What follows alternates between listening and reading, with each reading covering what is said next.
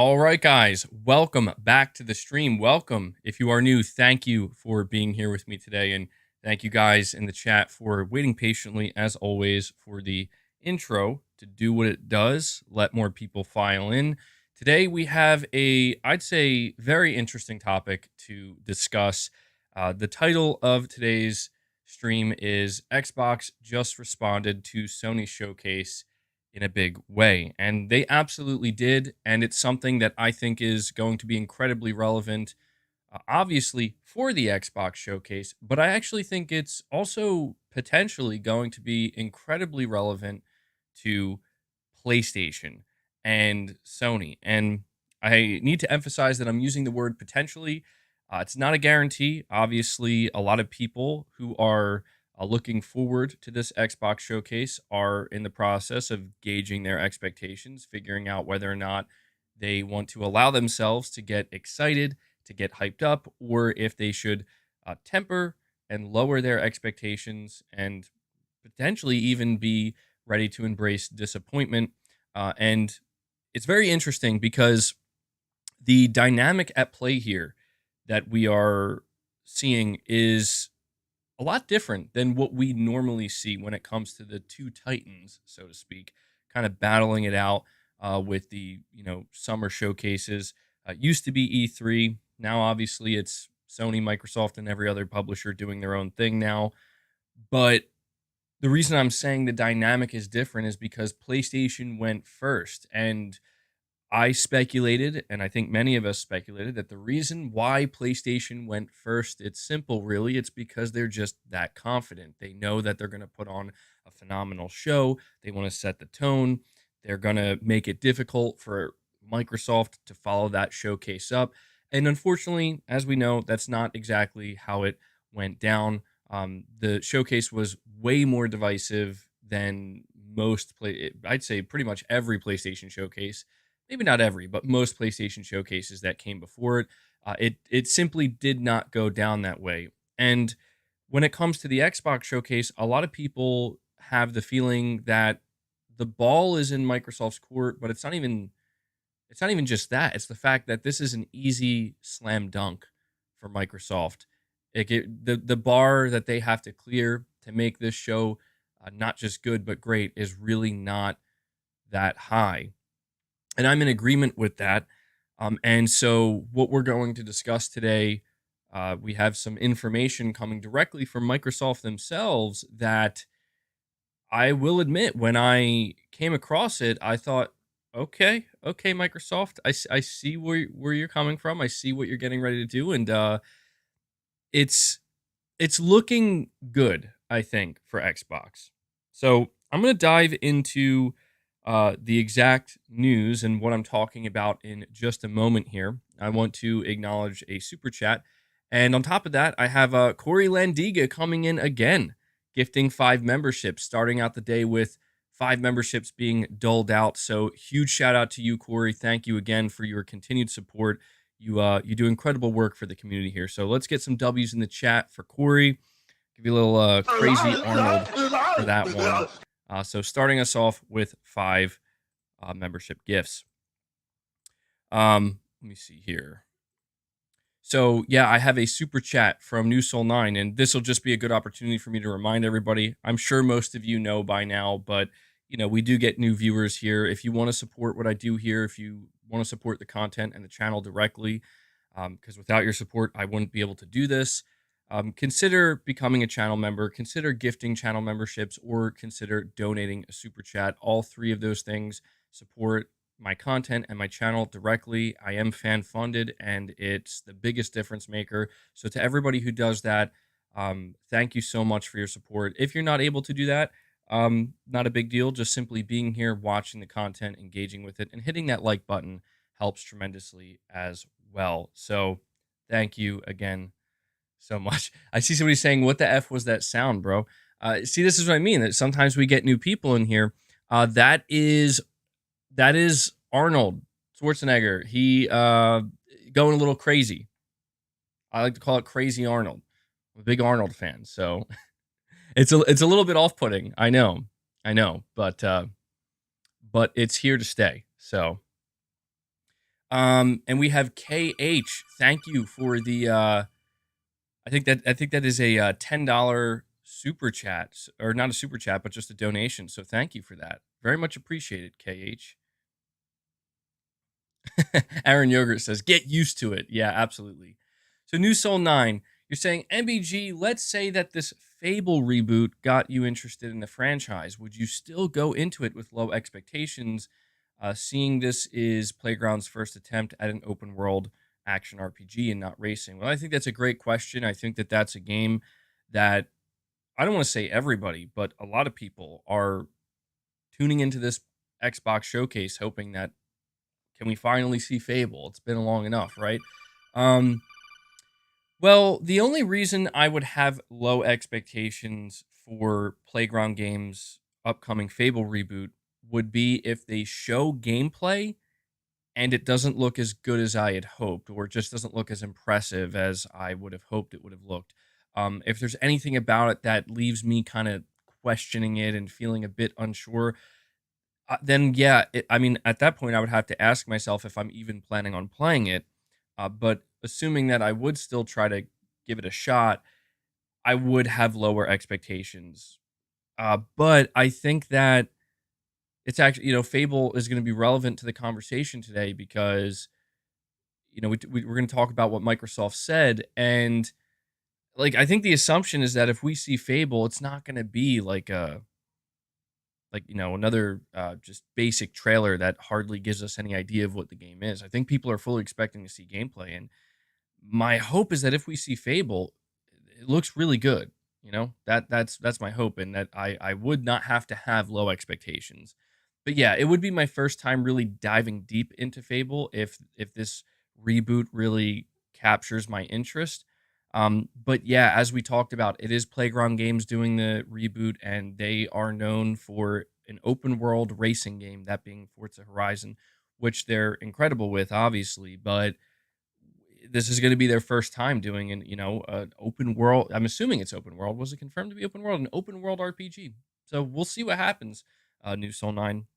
And we have both Zombie Dragon and Exley 3000 once again coming in for a total of 11 memberships gifted, one from Zombie Dragon and 10 from Exley. Exley 3000 dropping a 10 bomb on us, bringing us up to 16 members on the day. Thank you guys so much. Really appreciate that support. Anybody who has a membership badge, if you're feeling inspired by Corey, Exley, or Zombie Dragon, consider paying it forward. We have an awesome community here, very generous community. So yeah, W's in the chat for these guys. Appreciate the continued support, really do. PS Gamer, thank you for the super chat. You're saying, hey MBG, don't get me wrong, I love having more streams, but it's really hard to keep up with all the streams through the week. I miss the Sunday podcast where you go over everything during the week. So yes, actually, this is a great super chat and very relevant because we did do a Sunday stream yesterday, and it wasn't a podcast. And I I've been thinking about this, and my hope is to try to get obviously video content out throughout the week. But what I actually am thinking about doing, and I was hesitant to talk about this now because I don't know that I can commit to it. That's the most that's the biggest thing that I'm unsure about. But I guess I'll just give you an idea, PS Gamer, because I'm sure other people are wondering of what I'm thinking. Um, I'm thinking about basically doing Sunday streams that are essentially that. It is like a weekly wrap up. I know, at least in the US here, Sunday is, considered the first day of the week. I don't look at Sunday as the first day of the week. I look at Monday as the start of a new week. So I was thinking, if I'm going to continue to do Sunday streams, they could basically be like weekly wrap up streams. The only reason I'm not entirely sure that I want to do something like that quite yet is it just simply comes down to whether or not I'm going to be able to actually stick with it. So, what I will say, PS Gamer, is just keep your eyes peeled. I'm gonna try to find a way, because that's the biggest problem I've been running into, is that a lot of people do like the streams, but I'm streaming so frequently that they can't keep up with all the content. And I get it. I know not everybody's able to tune in every stream, let alone watch every stream live. So I'm going to try to find a way, uh, you know, I'm going to try to find a way to keep that in mind going forward. So I appreciate the super chat, PS Gamer. Um, and so, yeah, you guys are probably wondering, what did Microsoft say? How did Microsoft respond in such a big way to Sony's showcase? Did I miss something? I'm sure a lot of you guys are actually well aware of what I'm discussing, but it also might be something that some people did miss, right? So we're going to head over to Twitter, and we have Aaron Greenberg. For those who don't know, Aaron Greenberg is the vice president of Xbox Games Marketing, and he is a Microsoft board member. I'm sure many of you are familiar with Aaron Greenberg. A lot of people are not big fans of Aaron Greenberg because he he has he's made some claims in the past. He's a hype man for Xbox. He's the hype man. He's the marketing guy. Um, I've never been a big fan of Aaron Greenberg. I That's all I'm gonna say. However, he took to Twitter yesterday and replied to some questions or some things that people were saying about the Xbox showcase. And the reply that got the most attention, it actually ended up getting a total of 1.2 million views, which is quite impressive. That means a lot of people read this tweet or came across it. And this person asks, or they don't ask, they say gameplay of announced titles, please, and CGI for unannounced titles. Aaron Greenberg responds by saying, none of our first party games in the show are full CG trailers. Everything is either in game footage, in engine footage, or in game footage with cinematics. Each of our trailers will be labeled so it is hopefully clear for our fans. Now, that's not all Aaron Greenberg revealed. Now look, I know people are going to say that this isn't a little jab at Sony, but I can't help but read it any other way. Um, he also said, I can confirm there will be no movie trailers in our game show. Okay. Um, as you know, I mean, the first thing that popped into my mind when I read that was he's definitely taking a little jab there at Sony for playing their Gran Turismo movie trailer. However, we have to be fair here. It's worth noting that Microsoft does have things in the works as well. They have, I think, season 2 of the Halo show. They have a Netflix Gears of War movie, and a lot of people are thinking there's some type of either Fallout movie or show. So even though it can be taken as, oh, that's a little jab at Sony, he just took his shot there.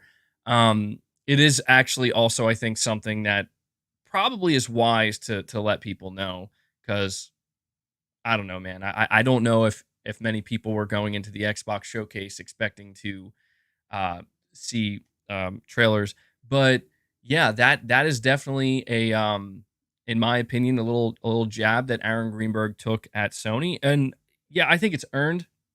Absolutely, I don't think it's the biggest deal in the world that Sony showed the Gran Turismo movie trailer, but it was not cool and it was out of place. And I just don't know why Sony would take up any time in their showcase to show a movie trailer. No one wants to see that when they're tuning into a video game showcase. At least that's my opinion on that. And something else that Aaron Greenberg did confirm about the Xbox showcase, which is relevant because Microsoft got grilled for this, because this is what they did last year. Um, he confirmed that they're not just focusing on the next 12 months. That's, I think, a great move and a very smart move, a necessary move on Xbox's part, because as we know, last year during Xbox's showcase, they focused on, we're just going to show you what's coming out in the next 12 months. And it not only did it make for a pretty underwhelming showcase, generally speaking, because you basically knew not to expect any new announcements, or at least major ones. But Starfield got delayed, I think twice, and even Redfall got delayed. Now, Redfall did make it within that 12-month time frame, but as we have clearly seen, didn't really make much of a difference. And so I wrestling Mark, you're saying your reaction to the showcase says otherwise. That was legendary. Well, yes, I will admit I was very distraught in the moment when I was watching the PlayStation showcase. I really was like, there's no way. There's just no way Sony is showing me like they show me CGI trailers for live service games, and then they're gonna drop a Gran Turismo movie trailer on me. I mean, I was really like, is this real life right now? Like, is this actually happening? You know? I mean, in the moment, I was very worked up about it. I'm removed from it now, so it's like, look, it's it's not like I mean, it's funny to imagine. We're like, dude, I'm struggling to sleep at night ever since I saw that GT trailer at the PlayStation Showcase. Man, it's just it's in my head. I can't believe Sony did that. But in my opinion, what Aaron Greenberg has come out here and said, it's being reported on heavily, and it's getting people excited. And to me, this is a direct response to Sony's showcase. I know he didn't mention PlayStation, he didn't mention Sony. He's not going to do that. Aaron Greenberg's not going to say, "Yeah, we're not going to do what Sony did and just show you a bunch of CGI trailers." It's worth noting Microsoft has been guilty of this themselves. It's just right now the most recent thing that occurred was the PlayStation Showcase. But the reality is, in the past, Microsoft has had this tendency to show too much CGI as well, not enough gameplay. And right now, their showcase demands gameplay reveals. And I think that Xbox getting out ahead of it here and letting everybody know that we're not doing CG trailers for any of our first party games. There will be some cinematics, but you're not just going to tune in, get a CG trailer for a game, and that's it. That's a big deal, in my opinion, because not only is that what Xbox needs right now more than anything, but it definitely adds salt to the wound when it comes to the way PlayStation handled things, where let's give credit where credit's due. Sony did a 10-minute gameplay demonstration of Spider-Man, so we have to call that for what it is. That was raw first-party gameplay. However, that's all we got in terms of gameplay. And if you listen to me or the criticisms of others, that was like the biggest problem. Is it's the fact that where is the gameplay for any other title other than Spider-Man from Sony? And there was none. There was zero. So this is a pretty big flex, in my opinion. And I'm actually very happy to hear this. And here's why. As I've said, and this is absolutely worth reiterating, Microsoft, the better their showcase goes, the better that, like, the better it is, in my opinion, for PlayStation fans. Because I know there are people who believe that Microsoft and Sony, they're not paying attention to each other. I know there are people that believe that Sony isn't even looking at Xbox. They don't acknowledge Xbox. They're certainly not paying any attention to what they're doing. This couldn't be further from the truth. Sony is a billion-dollar corporation where the bulk of their money, their bread and butter, is their video game division. They are number one. They have the most market share. The thing that Sony cares about most of all is that market share. And the number one thing that Sony wants to avoid is any of their competitors, whether that be Microsoft or anybody else, coming out and shifting that market share. Now, is this Xbox showcase going to suddenly boost Xbox's market share by 10%? No, it's not. Does it have the potential to do that? Yes. Yes, it does. Depending on just how well it goes, depending on what they lay out, what their roadmap looks like, what games they have locked and loaded, ready to go for the rest of this year, for 2024 and beyond. PlayStation fans have agreed. The PlayStation fan base is in agreement, and we have been in agreement since day one. Since day one, what sells consoles? What gets people onto a platform, whether it's the console or not, whether it be a subscription service, a console, or anything in between? What does it? What is the thing? We've all agreed. Great video games.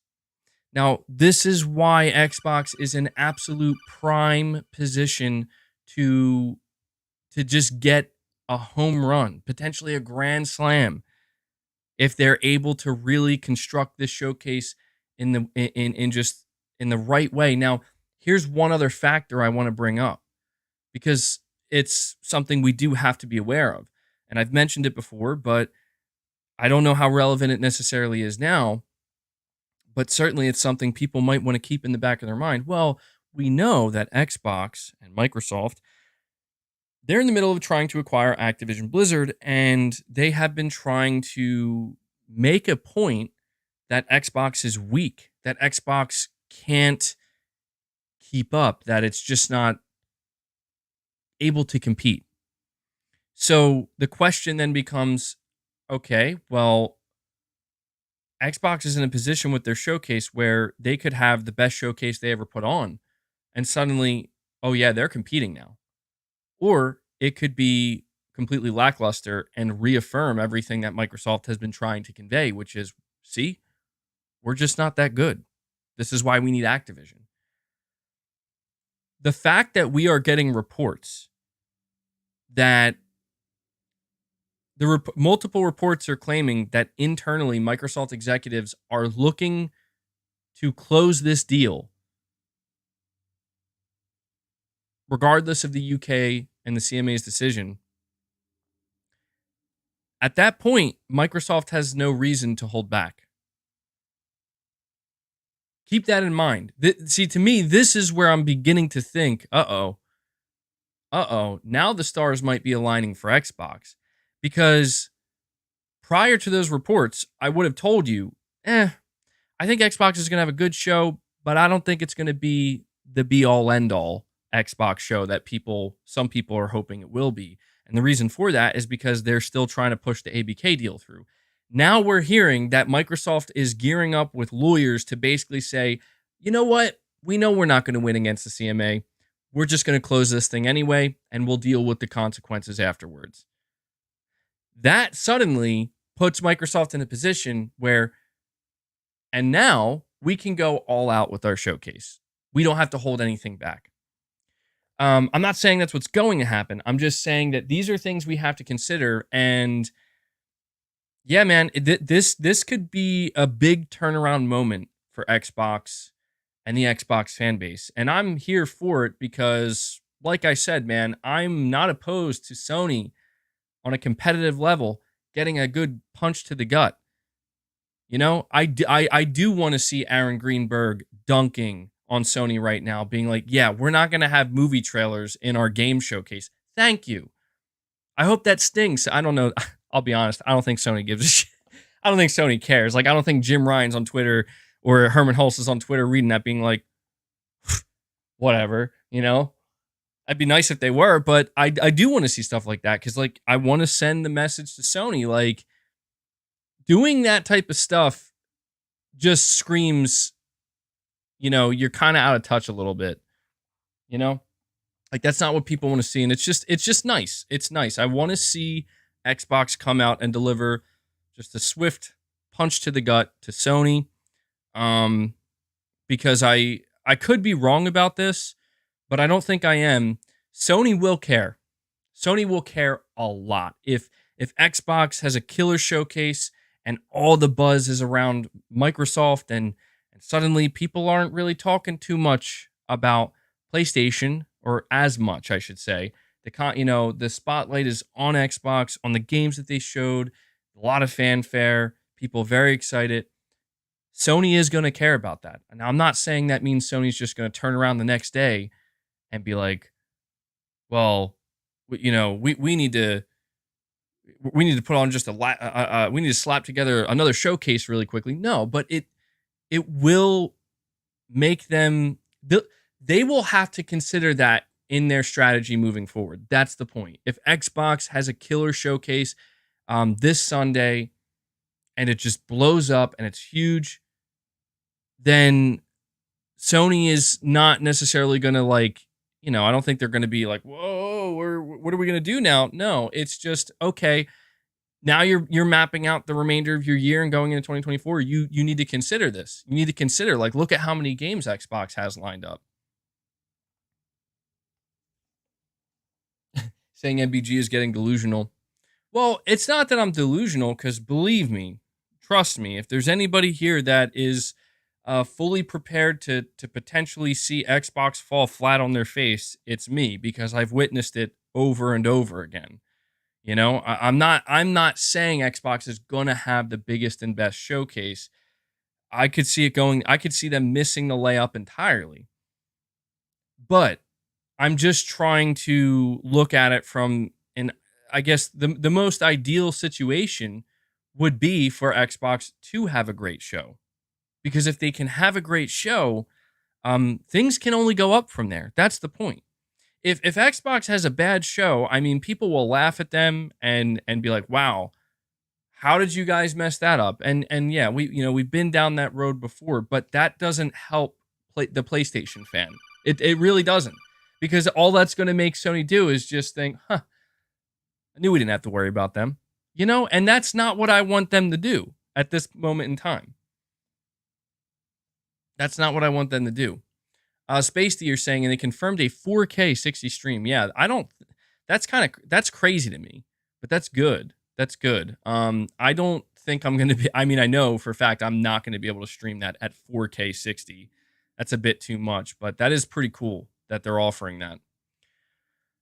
Gaming with Dan online, I think is your name. You're saying Sony is holding back due to the UK CMA decision. If Microsoft doesn't show the heavy hitters, they are both playing a cat and mouse game. Who's going to blink first? And yeah, we've discussed that at length. I'm not going to dive too deep into that, but that absolutely could be the situation right now. It could be that they're both holding back due to the CMA. But as I said, Microsoft, they're apparently they don't care anymore. I'm not saying they don't care. That's too loaded. I'm getting ahead of myself. It's not that they don't care. It's just, if they have accepted that they can't change the CMA's ruling, but they're still going to go through with this. To me, that changes the landscape. You know what I mean? That changes suddenly. There's no more walking on eggshells, so to speak. It's just simply, okay, as far as we're concerned, this is a done deal, and we'll deal with the consequences later, even if that means having to pull Activision out of the UK, whatever. What if Microsoft announces during the showcase they've acquired Activision? I don't know. I don't think they could do that soon. Definitely. I don't think so, man. But that would be pretty funny, I mean, you do have to wonder if Activision is going to be part of the show. That would be interesting.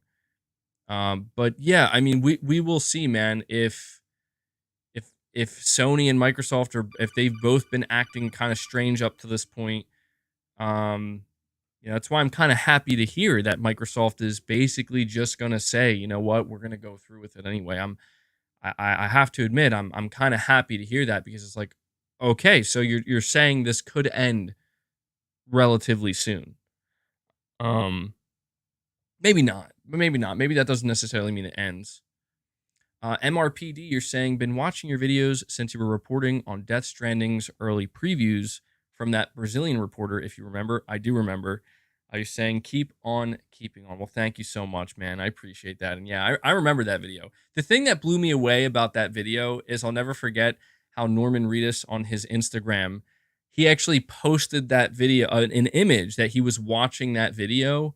And unfortunately, he cut my name off, but it's not a big deal. It was just like for me crazy to see that Norman Reedus watched my video and took a screenshot of it and put it on his Instagram, and I'm like, well, damn. Now that's pretty cool. Um, but I remember making that video, and it was I remember the build up to Death Stranding. It was a good time, man. It was a good time. So, oh, you're saying I'm Mr. PD. Okay, Mr. PD. All right, got you. Appreciate it, man. And Aaron Yogurt, you're saying, believe me, Sony is sacrificing their market share in the short term, knowing they'll recover it once the ABK deal is dead for good. I don't know, man. Aaron, I don't know if I agree with that. I don't think Sony would be willing to sacrifice their I mean, I can't deny that we had plenty of conversations basically saying how how was Sony's show that off the mark? It just doesn't add up. It doesn't make sense. Like, that's not the Sony we've come to know and love. There's just it did kind of have this feeling behind it where it's like, this is weird. Why is it weird? And of course, a lot of people are like, "No, dude, Sony just dropped the ball, bro. Like, their games aren't ready. They put on a weaker showcase. It's not every showcase is going to be a banger." And it's like, well, of course not every showcase is going to be a banger, but what about a showcase you do after not doing one for 2 years? Shouldn't that one be a banger and not disappointing? You know what I mean? But we've had those conversations. The idea that Sony would be willing to sacrifice market share in the short term, well, man, I don't know. I don't know that makes any sense, only because Sony kind of Sony pretty much already got what they wanted out of this situation. The best outcome that they could have hoped for. The best outcome that Sony could have hoped for is the CMA would block it. And they did. And Sony knows that, even if Microsoft wins their appeal, it just goes right back to the CMA. And the CMA will then probably make the decision once again, like, yeah, we're still sticking by this. Maybe they won't. Maybe they will change their minds. But I'm just saying, I don't think Sony has any influence over this anymore. To me, that's been made clear. Like, there's nothing Sony can do in this situation. And that's why going into their showcase, I said over and over again that, okay, it's okay to get excited because Sony no longer has any reason to hold back. Sony is ready to bring out the big guns because there's no reason to hold back. And then even after that show, I saw quite a few people saying like, nah, dude, they still care. They still care about the CMA, or not the CMA, but the ABK deal. And that's just where I'm like, well, you know what I think makes more sense? Do you know what I think makes more sense, Aaron? Think about this. I don't think so.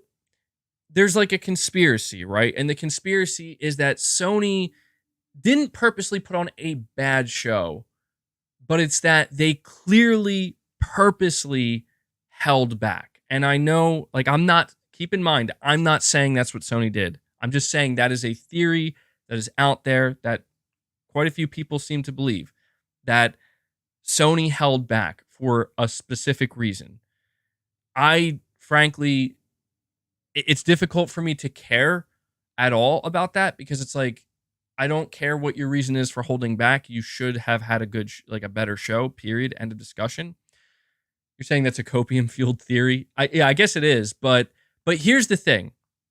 Here's the thing. Let's just, I'm only going to entertain this theory momentarily so that way I can explain the most logical reason why. Like, if that happens to be yeah, actually, they are holding back. They did hold back. The question then becomes, well, why? Why would they do that? And naturally, the first answer that people go to is, oh, because of the ABK deal. But what if it's actually not that? What if it's simply actually we want to basically do this showcase for the shareholders and for the fans so they can stop asking us for a showcase. But we're going to just play it super safe. We're going to still play it close to the chest. And we're going to save our stuff for when we might need it, because we don't need it right now. You know? I'm just like, I'm not saying Sony did that. I'm not even saying that makes the most sense, because to me, what makes the most sense is their studios simply weren't ready to show stuff. But I just wouldn't be entirely shocked if it turns out that Sony played it super safe because they don't feel pressure. There's that's not an illogical thing to think. However, as I said, we're gonna find out very soon if there might be any truth to this theory. Because if Xbox has a killer showcase, then logic dictates, if this theory is true, then you're going to see Sony stop holding back, right? Like, if that's the theory, that Sony held back, okay, then that means they have stuff ready to go and ready to show, but they're saving it. So if Xbox puts on a great show, and this is why I'm saying I want Xbox to have a great show, because it just increases the likelihood that Sony is going to start to feel a little bit more uncomfortable and say, okay, we've been waiting for this moment. We didn't know when it was going to happen, but now it's happened. Xbox had a good show. You know what I mean? Xbox came out swinging, and they hit us in the gut, and we have to now it's time to battle. You know what I mean? Because that's the thing that bothers me about this whole situation, is for the longest time now, it has felt like there's no battle happening. It feels like it's two companies out here that normally are clashing head to head aggressively, tug of war. It's almost like they're both standing on opposing sides, just being like, yeah, no, we're not fighting. Nah, we're good. But they're like holding their, the knife behind their back. You know what I mean? It's like, we know what you're doing. Like, who are you fooling right now? You both want to kill each other. You both want to annihilate each other. Do it. Go. Fight. You know what I mean? Fight. That's kind of that's competition. That's what that is. That's what I'm describing. And it just feels like both Sony and Microsoft have been playing this weird game of, I guess like chicken, basically, where it's like, when is it, like, just give it up, man. That's why I thought it was going to be Sony. I thought Sony was going to come out here and say, okay, we're done playing the game of chicken. Time to give him a good 1-2 punch, right? Sony didn't do that. I think Sony did an okay job, but I thought the showcase was not good. But they to a lot of people, it's like, okay, well, it was fine, I guess, whatever. But it wasn't the big show.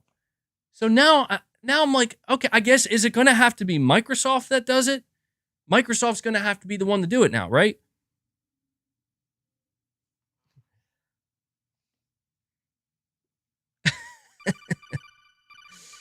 No, just reading the chat a little bit here.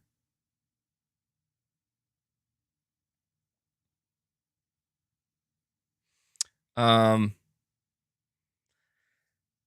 Can't Hang, thank you so much for the $5 donation, man. I appreciate that. Zombie Dragon, you're saying, I wouldn't have had any problem with the would have been. I think basically you're saying you wouldn't have had any problem if there would have been more first-party games. The problem is they didn't give us any real first-party games and a bunch of CGI trailers. That's the problem. Well, yeah, and that's why this response from Aaron Greenberg is it's so relevant, and so many people are paying attention to it, because, dude, believe me when I tell you, Xbox fans are all over what Aaron Greenberg said here, and I can't blame them. If the roles were reversed here, I'd be like, damn, bro, Sony ain't holding back. And that's what this signals to me is Xbox isn't holding back because why I mean, I'm not going to lie to you. Xbox has not been hyping this showcase up that much. I will admit that. So, I don't want to sit here and say that Xbox themselves are coming out and saying have high expectations, but what Aaron is saying here, it's the sweet spot where it's like he's saying exactly the right thing. No full CG trailers. What did Sony get crushed for at their showcase? Sony got crushed for here are 3 full CG trailers for new games. And PlayStation fans were pissed, rightfully so, because it's like, what are we supposed to do with that? You know what I mean? Like what are we supposed to do with this? I mean, I'd argue the only CG trailer that actually justified itself was Marathon, because that's an established game. Bungie, you already kind of know what to expect. And I think that trailer actually gave a pretty decent idea of what to expect gameplay wise. But still, it was a big problem. And so, what is everybody saying that Xbox needs to have at their show for it to be a success? You need to have, obviously, first-party games that have been in development. Fable, State of Decay, Perfect Dark. We need to see Hellblade. Avowed. We need to see these games. And when we say we need to see these games, we need to see gameplay. Doesn't have to be a 10-minute, 5-minute raw gameplay demo for each title. That's unrealistic. But whatever games you do decide to show off, we need to see a gameplay trailer. We need to get an idea of how they're going to look gameplay-wise and to an extent get a certain feel for it. If Xbox does this, and here's the thing, because I've seen a lot of people on my chat today, they're saying, dude, you're giving Xbox way too much credit.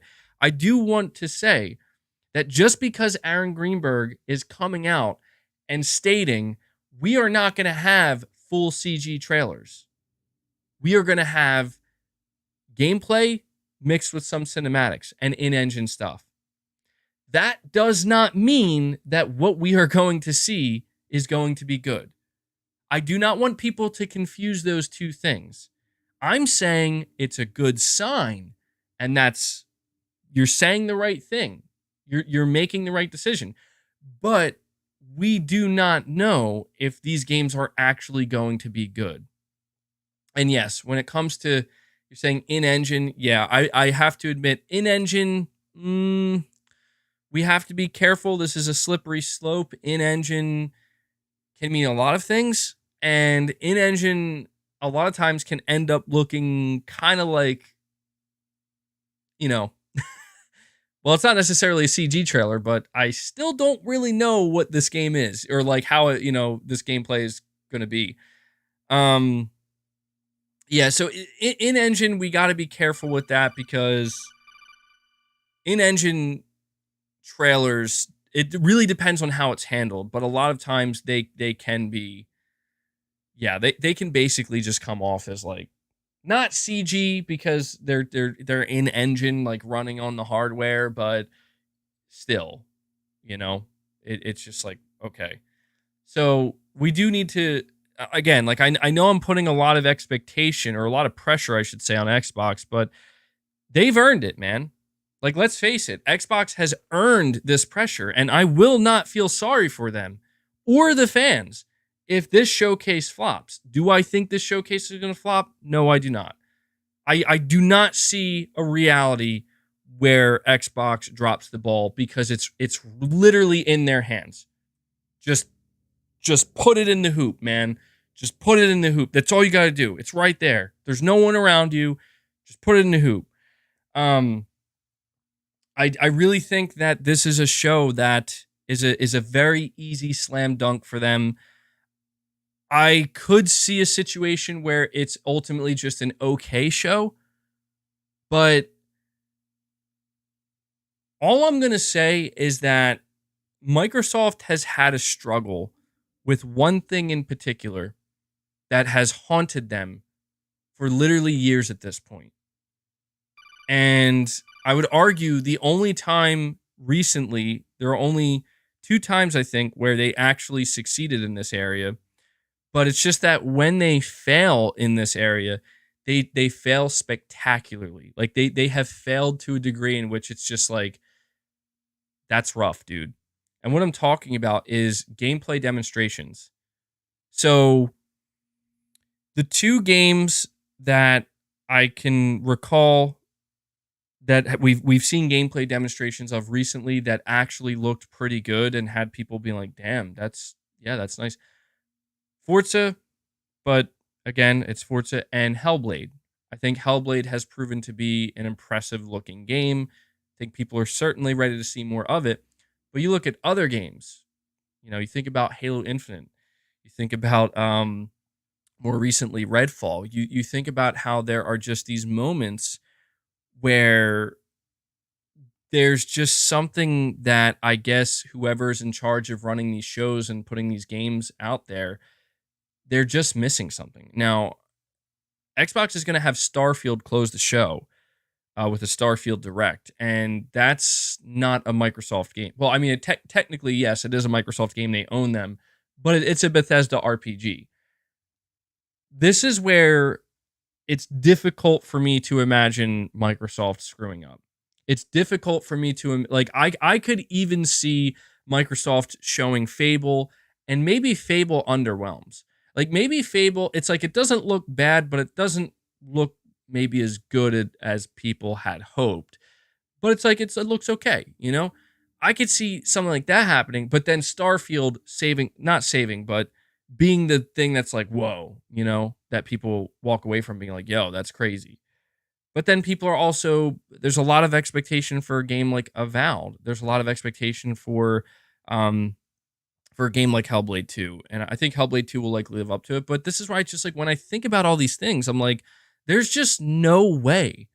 There's just no way this show could be anything less than good at the very least. Because Starfield alone, as long as the gameplay demo they show for Starfield looks really good, that'll be enough to get people excited. But when it comes to showing off a lot of the titles that people have been waiting to see, Fable, Avowed, Hellblade, these games I keep listing, there's no way they could all be bad. It's impossible. It's simply impossible. I mean, even if we just walk away from the show where it's like, damn, Hellblade 2 looks incredible, and damn, Starfield looks incredible, then that's there you go. I think to a lot of people that would be like, yeah, it was good enough. Let me see here. Sorry to keep you guys waiting. I got Nick. You're saying the decision won't necessarily go back to the CMA if they win the appeal. A CAT judge can overturn the decision if they have grounds to do so. Okay. Well, yeah. See, that's where it's like I don't know what those grounds would have to be. I don't know. That'll be interesting. If that's how it ends up playing out, Nick, I would be quite surprised because it's like, wow, that who saw that coming? Not me. So I appreciate you letting me know. Jakey, you're saying, are you streaming Thursday? Yes. Yes. I'm gonna be streaming both Summer Game Fest as well as the Xbox Showcase. So anybody who's planning on watching that, if you want to come hang out with me, watch my reaction, feel free to do that. So yeah, Nick, we'll see what ends up happening with that decision. Disco Cobra 2013, thank you for the $20 super chat, man. You're saying, not saying I'm hyped for the Xbox Showcase, but I think they are going to come out stronger. Maybe show some stuff they haven't yet, along with more Starfield gameplay. Hope they do show up Sony to drive competition for next time. Yeah, and that's what I'm saying, Disco Cobra. That's basically what it boils down to. Is this is a great opportunity for Microsoft to get a big win that they've been, in my opinion, desperate need of. And it looks to be a very easy win as long as they just do the one thing they're supposed to do. And after that, it is simply just going to drive more competition. And more competition is never a bad thing. And anybody who thinks it is, I can only assume that they don't fully understand, uh, how this industry and pretty much every other industry works. Competition is necessary. A lot of people have said that Sony has been operating the past couple of years with no competition, or even basically since the end of the PS4 generation, Sony has had pretty much no competition. And I mean, I get it. I understand where that comes from. It is true that Microsoft has failed to be that serious competitor to the PlayStation console for many years now, but I have always believed that Sony has continued to pay close attention to Microsoft because Sony learned the hard way back with the PlayStation 3 generation. Sony learned the hard way what happens when you underestimate competition and you just assume that it's smooth sailing from here on out. You get blindsided. Sony went through that. They experienced it firsthand. And that's why I think no matter what, Sony does not count Microsoft or Nintendo out. They don't count either of them as non-competitors. I mean, do I think Nintendo is like a direct threat right now on Sony? No. But does that mean that they one day couldn't be? Of course they could. Same thing. But right now, Microsoft, make no mistake, Sony is glaring at Microsoft right now. Like they are they are all eyes on Microsoft. They're completely focused because they have to be. They have to be.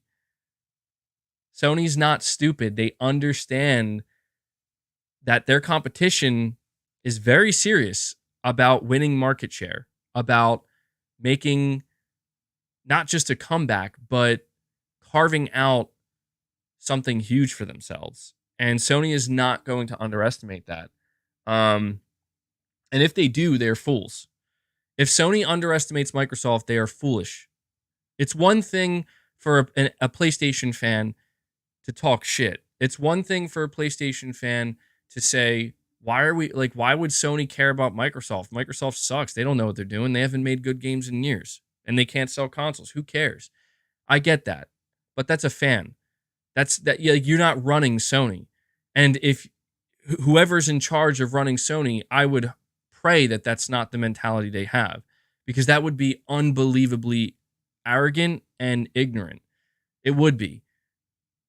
The mentality Sony should have right now is we have the most market share. We're in a great position. Things are going better than they ever have, but that could change at any moment. And we need to work hard to ensure that it doesn't.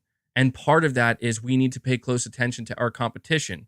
Because here's a scenario for you. What if this, I'm not saying this is going to happen. I know I'm going to get some reactions in the chat when I say this. But what if Xbox's showcase literally blows everyone away and goes down in as one of the best shows ever put on by any of these companies? What if that happens? You think Sony's just going to be like, whatever, so you get one good show? No, dude. They're going to be like, yo, they just sold a lot of Xboxes.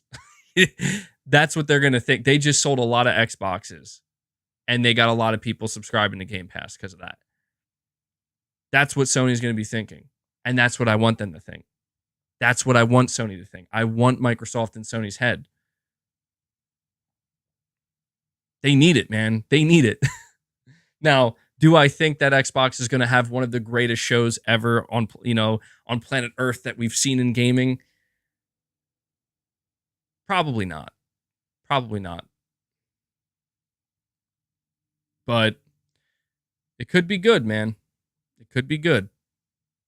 Could be very good. Saying New Vegas remake or sequels, maybe. Saying humility could take Sony a long way. I'm in agreement with that. We have seen Sony at their best when they are humbled.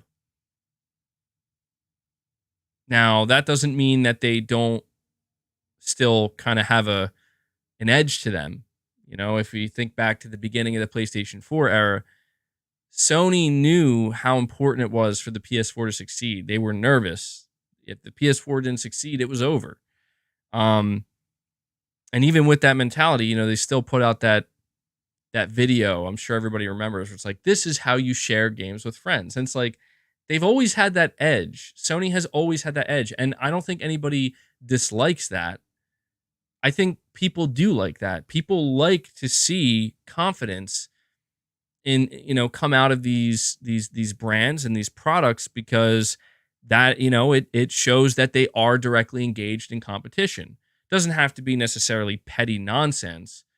I don't think anybody wants to see that, but it is always kind of nice. It's like right now, like the reason why Xbox fans are so hyped about what Aaron Greenberg is saying is because, yeah, it is, like I said, it's a bit of a swipe. This is Microsoft taking a little bit of a swipe at Sony. And it's the same reason where you saw Xbox, or at least a big part of the fan base, they kind of latched on to Microsoft after the PlayStation Showcase and what they put out on Twitter, basically being like, here are all the games from the PlayStation Showcase you'll be playing on your Xbox. It's like, damn, like that's, you're not mincing words here, and I appreciate that, because that is something Sony should think about. Like, hey man, look at your competition. Look at what they're saying about you in your show. Do you care? You should. You do something. But I will say, I've seen some people saying that like they are quite surprised that the Xbox fan base has any, like, that they feel like they have any room to talk. And I get that, because it's like, okay, yeah, the truth is, like, Xbox, they have dropped the ball so badly this year so far, and even in 2022, but especially this year. It's like, I'll be honest, if I was an Xbox dude right now, I would be excited and I'd be acknowledging what's going on, but I would be very careful about, like, but let's not forget who this is we're talking about. You know what I mean? We've seen what has happened multiple times. So, it's just one of those things where, like, be cautious about how much you're going to hype things. And it's easy for me to hype it because, I'm the guy that I always look at Xbox like the glass half empty, right? Where it's like, I can't see the good there a lot of times. But right now, it feels like an appropriate time to just say, hey, something like this feels like it's been a long time coming. And I don't fault anybody. I don't fault anybody for being like, hey, man, this is it, right? Like, this is where they're going to finally do some damage, so to speak.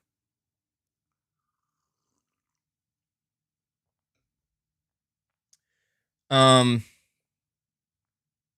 Gaming with Dan Online, you're saying if Microsoft has a great show, Sony should do a PlayStation experience after the summer, and we forget about the showcase. This would be a great. This would be great gamesmanship.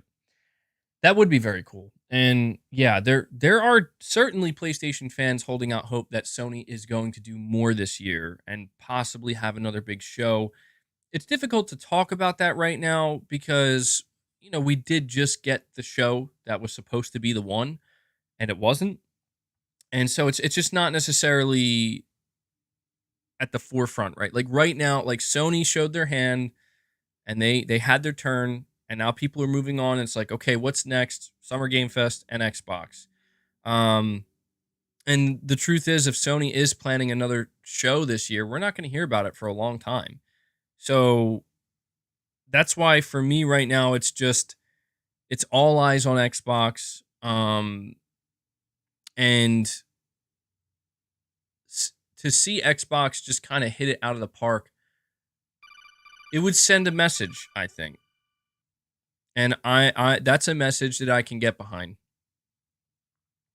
And at that point, I'm going to be looking at Sony and just thinking, well, Sony, your move, your move. Because I know we talk about how well PlayStation's doing, and I see this in my comments a lot. Like, I see a lot of people come out and talk about, dude, like, how can we even question PlayStation? Look at how good they're doing. Look at the numbers, man. And it's like, trust me, I understand. No, like I don't think anybody's out here saying that Sony is dropping the ball sales wise. I don't think anybody is out here saying that Sony's struggling to sell PS5s or they haven't been doing a good job delivering games and staying consistent, relatively consistent with that. I don't think anybody's saying that. I just think that what everybody is pretty much saying is like, you know, it, is Sony at that point where, you know, you have an expectation, and the reason why you have that expectation is because Sony has created that expectation to a degree. I saw somebody, I think it was another comment I saw where they were basically like saying that, oh, we were the ones that hyped up Sony's show anyway. And it's just like, I get it. I get it. It's easier to be frustrated with somebody like me or my audience where it's like, yeah, that's not a lie. No, there's a lot of truth there. We did hype it up. I did hype it up. But my argument simply always comes back down to, but like, was I wrong to do that? And if somebody says, yeah, you were wrong to do that, then we're at complete odds with one another. And I don't know what to tell that person where it's like, okay, well, if you're cool, if you think the right thing to do is to not hype anything up, that's fine. But I wholeheartedly disagree because where's the excitement in that? Where's the fun in that? Now, did I fall for a couple of you see Mike Brown saying total mindshare? Yeah, I know. And that I get. So I guess what I'm trying to say is I don't regret being hyped for the show. I regret being too fixated on what other people were saying about the show and then running with that. That's what I regret. And that I will, like I said, I've taken the L for that. And so I get it. Like, I deserve some flack. I deserve some flack for that, no doubt. And yeah, it's we don't get stuff like this though, Like we don't get Herman Hulst coming out, before the showcase giving us an idea of what to expect. We don't get, you know what I mean? And maybe that's good, but sometimes I feel like it's not good. It can work both ways, just like anything else. But to get back to your super chat, man, you're saying a PlayStation experience sometime after the summer. I'd love to see it. I'd absolutely love to see it. Am I expecting it? Not really. But it would be great.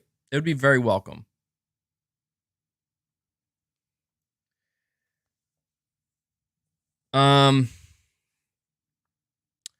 Moog004, you're saying Sony and Microsoft need to get a move on. We need proof of their brands. It's Microsoft's move now. Time to prove. Yeah, I think that's a good mantra right now, I think, for Microsoft. It's time to prove. I do believe 100% that Microsoft has something to prove with this show, and they need to. I don't think it'll be like if Xbox just has an okay showcase this Sunday, I think they'll survive that. I think it'll be fine, but that would leave. I think that would put us in a weird spot, don't you think? Like, that would be weird to me. As if like Sony had just like a show, and then Microsoft had a show. It's like, so I guess I guess that would just mean 2023 in terms of like the two titans battling it out. It's like it really wasn't that at all, and it's that would be weird and disappointing to me. Just the idea of like both Sony and Microsoft just both having like mid shows, like that's not fun. It's okay. It's fine. We'll move past it, but it's like, that's not fun. I don't think that's fun for anybody. Because I just feel like that's not, I know things aren't the way they used to be. I know that. We think a lot about E3, and I think that's what made E3 like kind of special. It really was that it's like, when you tuned into E3, you just knew like they're gonna have something big to show. They have to. It's like the Super Bowl of gaming, man. And now that showcases can just happen at any point in time, whenever they want, and it's it feels like it, and they can happen separately. kind of, somewhat far away from one another, it changes the dynamic. And I think it also is not changing the expectation entirely, but it is changing the outcome and the results that we get. Not entirely, but certainly to a noticeable degree. MBG, do you think that Microsoft mocked Sony when they said that some of their games in their showcase are coming to Xbox? I don't think that was Microsoft purposely mocking Sony, but what I do think is that when they put tweets like that out, they full well know how their fan base is going to react to it. Like, they're not stupid. They know when they tweet something like that out that a lot of Xbox fans on the internet are going to be like, like, take that, Sony, take that, PlayStation fanboys and Sony ponies. And, they're not stupid. They're not ignorant to that. But it does make me wonder, like, is Sony going to do the same thing as Sony? Because, there will be third-party games that come to PlayStation that are shown at Xbox's show. Is Sony going to do the same thing?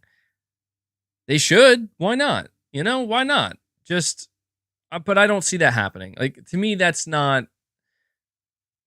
what's really weird to me about Xbox, to be completely honest. Sony, in my opinion, has always had this air about them where they do think they're better than you. They do think they're better than Microsoft. They know they're better than Microsoft, and they look down on Microsoft. But they don't, at least these days, they don't antagonize Microsoft or their fan base. And the reason for that, to me, is pretty obvious. The reason for that is because they're too busy focused on counting their money.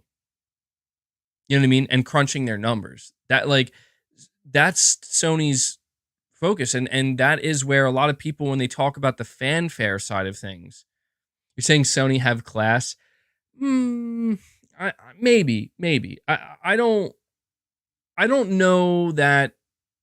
The reason why it's difficult for me to get behind that, Sony has class, is because, dude, they've gotten in the mud many times. They've slinged some shit around themselves many times. And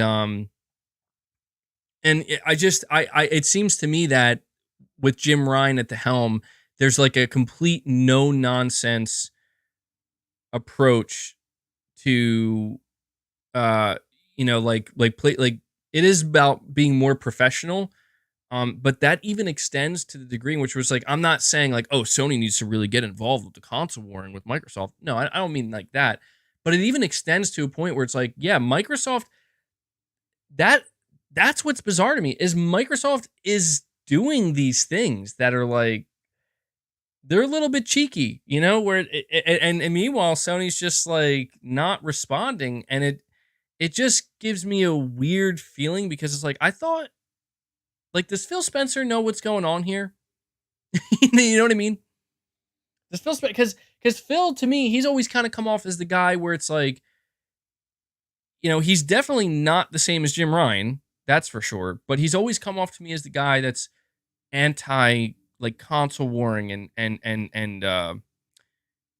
antagonizing and stuff like that. And it's like, dude, you do realize that sometimes your social media team and Aaron Greenberg, like, these guys are out here kind of poking,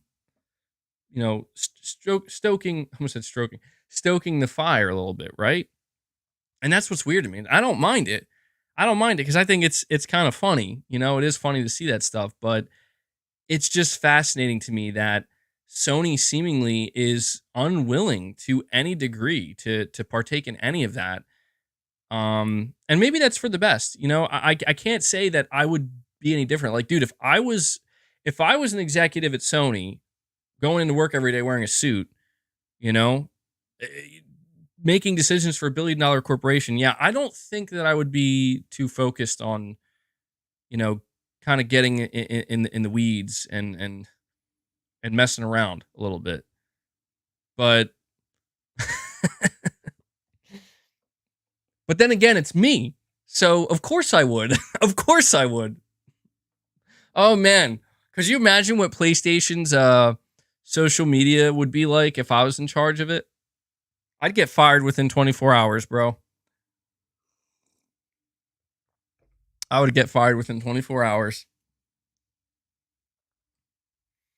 Ghetto Goddard saying MBG's been streaming and saying the same stuff since the PlayStation Showcase. Yeah, I admit it's becoming a little bit redundant.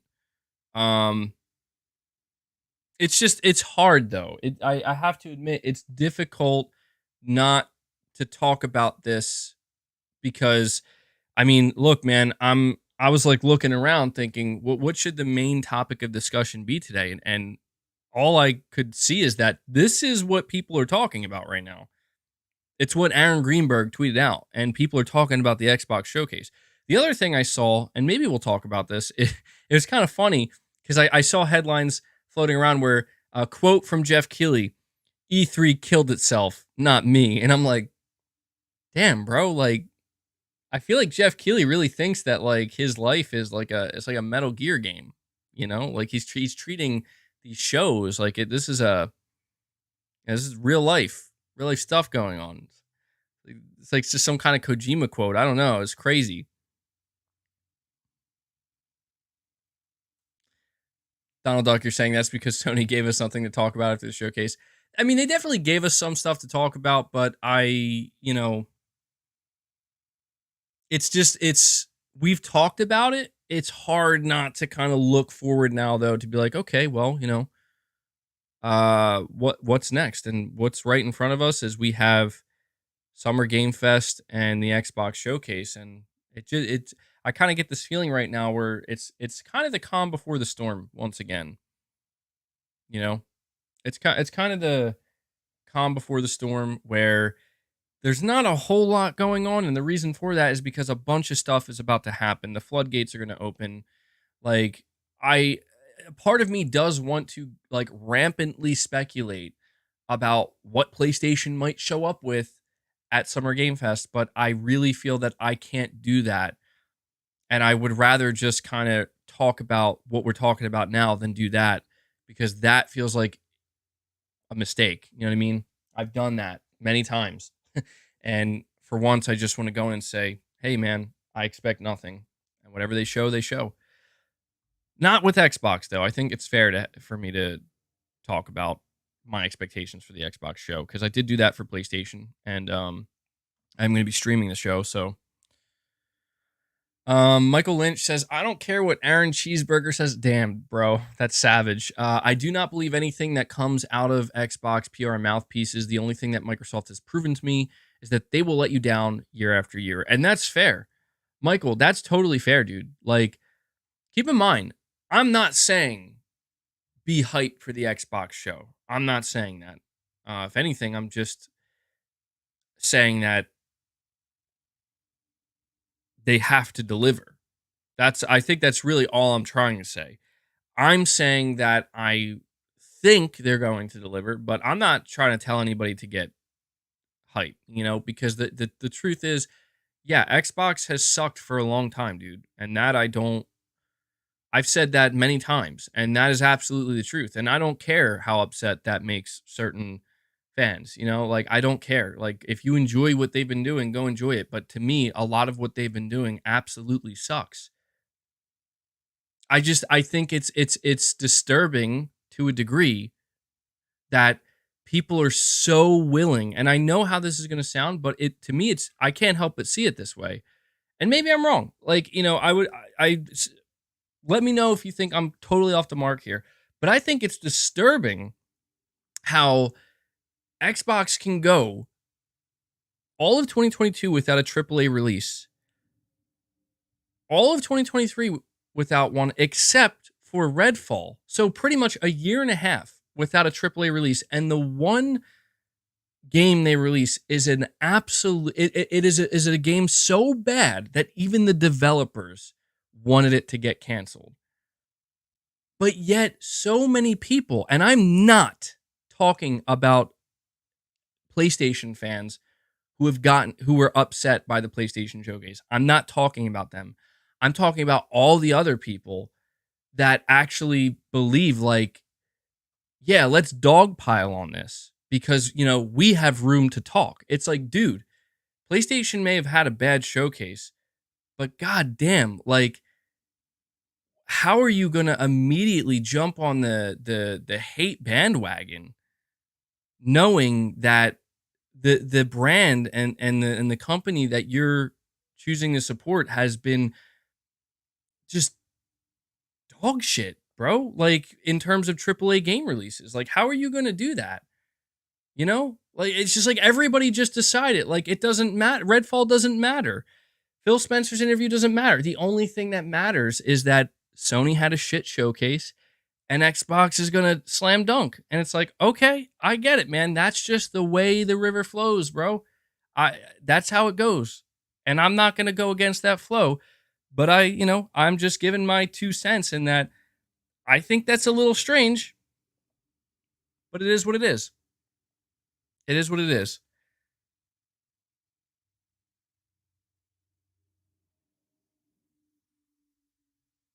They just live in the moment. I mean, I don't. Yeah, I get that. I don't necessarily think there's anything wrong with that.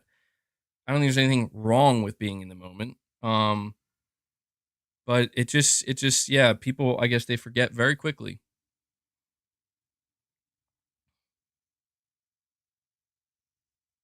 Kojima at the Apple show. Yeah, I heard that that was going to happen. Is that happening right now? Hold on. Let me go. What's going on? Where's Kojima?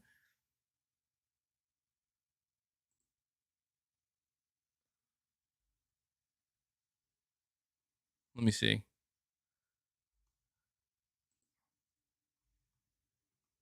Oh, Death Stranding director's cut is coming to Mac.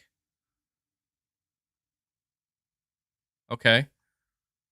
Um Alrighty then. All right, that's cool.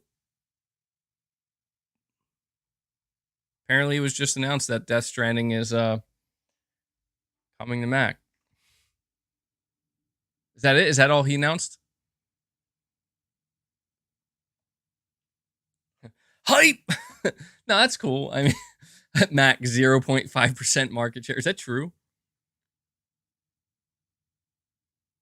He's tapping into streaming. Well, Kojima at an Apple show. There you go. That's a first, I think. All right, let me see here. So I appreciate the excuse me, I appreciate the super chat, Michael.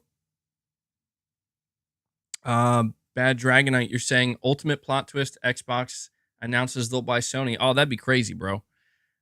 Imagine that announcement at the Xbox showcase. And we're pleased to announce our intent to acquire Sony. And just like that, the fanboys were united. The zombie fanatic, you're saying Xbox fans won't shut the F up if their showcase is good. Good. Good. Yes. Dude, that's what I'm saying. Like, I want it to be that way, man. I want the Xbox fan base to be so loud and just so dominant that Sony can't ignore it anymore. Like, you know, Sony's got to come out and do something. That's what I hope. That's what I hope for. Sheik, you're saying MBG when the unboxing for the Xbox Series X video. Well, first off, I can tell you right now, if I ever do get a Series X, I'm not going to be doing an unboxing video.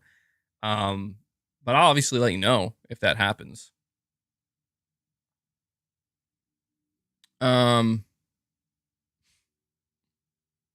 A new Final Fantasy VII Rebirth developer comment, but nothing major.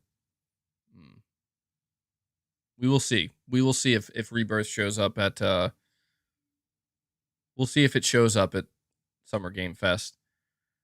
Zombie Dragon, you're saying the only reason why I still have faith in Sony is because Sony has always delivered on their games. Xbox, they haven't delivered on that many good games for me, and Sony's kind of had a bad history of underwhelming showcases. Do they? I don't know about that. I mean, I know for a fact there have been some showcases in the past that were slightly underwhelming. But I don't know. I guess there isn't one that comes to mind recently, except for the latest one. But Yeah, that's the thing, man. It's so tough because I feel like there are two aspects to this conversation. There is the aspect of, you know, when you talk about a video game platform holder like Sony or Microsoft, there's the aspect of games that they have released and games that are scheduled to release. And then on the other side, you have game announcements that you're expecting, that you're hoping for, that you want. And that's where I think things get kind of tangled up a little bit. Um I will say though, like, yeah, Sony has had a no matter what anybody says, man, to me, it just seems like Sony has had a pretty good consistent track record, and Xbox simply has not in terms of the, AAA quality game release area. And that's why I'm so fascinated by this Xbox showcase that's coming up, because it really is a situation where it's like, okay, guys, like you've had how many years since you announced these games? Surely there's something to show for them now, right? Right? And maybe there is. There has to be. So yeah, Zombie Dragon, I appreciate that $20 super chat, man, and it's pretty simple logic there. I can't, who would argue with that? I wouldn't. And Disco Cobra 2013 again with another 20. Thank you, man. You're saying I didn't even know the Summer Game Fest was this soon. I guess it starts on Thursday this week. Is it usually a 3-hour presentation? I'm forgetting the time. I know it goes for 3 days. What time of day? Like afternoonish? So yeah, Summer Game Fest is happening on Thursday. I believe I have to double check this, but I think it starts at 3 p.m. Eastern time. So that's like when I will, uh, you know, when I'll be tuning into it. Is it a 3-hour show? If I'm not mistaken, Jeff Keighley confirmed it's 2 hours long, and that might be too long. One of the biggest problems with Jeff Keighley's shows, they are too long and too dragged out, and I do worry that Summer Game Fest is going to be that yet again. I hope not. Like I hope that's not what it is, but you know, ideally, if it's going to be a 2-hour show, you want to hope that it's, you know, it's going to be something significant. Hickzock, you're saying I'm disappointed in you, MBG, not acknowledging Kojima on the Apple show. Feels bad, man. No, I did. I acknowledged it. That's awesome. I think. I don't know. It's pretty cool. It's yeah. So it's like I said with Kojima. Kojima wants to be everywhere. You know, he wants to be involved with everything and every platform. He acknowledged in one of his podcasts that he gets offers all the time to be acquired, but he simply does not want to be acquired. No, he likes his independence. He likes his freedom. He likes to just be out there and doing what he wants with whoever he wants. And I can't blame him, man. Who wouldn't want that? Especially, you think about somebody like Kojima, he was tethered to Konami for almost his entire career. So, but yeah, Disco Cobra, that's when it's happening very soon in just a couple days. So I hope you'll tune in and watch it with me, man. Josh, you're saying I predict the Xbox show will be okay. Won't be bad, but won't be what it needs to be. And the loud vocal minority will say it was their best show in history. Yeah. Yeah, I mean, I do kind of feel like even if the show is like the bar is so low, that's the thing. Like Xbox is coming off of Redfall and a year and a half of just very little. The bar's low, man. So if they even just have a decent show, I think it'll be considered a great show. But, you know, I was told by a lot of PlayStation fans and just gamers in general that my reaction to the PlayStation showcase was over the top. That I'm too entitled. I have too high expectations. Um, Maybe that's true, but I don't necessarily feel that way. But I will say that, like, I'm going into Xbox's show with a similar mentality where it's like, show something fucking incredible, because that's what you should do, in my opinion. Um, so yeah, I appreciate it, Josh. And Corey Landiga with a super chat saying, "What do y'all think? We're gonna get Chrono Trigger remake trailer featuring voice acting done by Sean Shamel. Hopefully, I'm saying his name correctly. Who does Goku? Playing Chrono? I don't know, man. Like, are you thinking that something like that might show up at You thinking it's gonna show up at Summer Game Fest? Has there been any rumors regarding it? Have we heard anything? I don't know.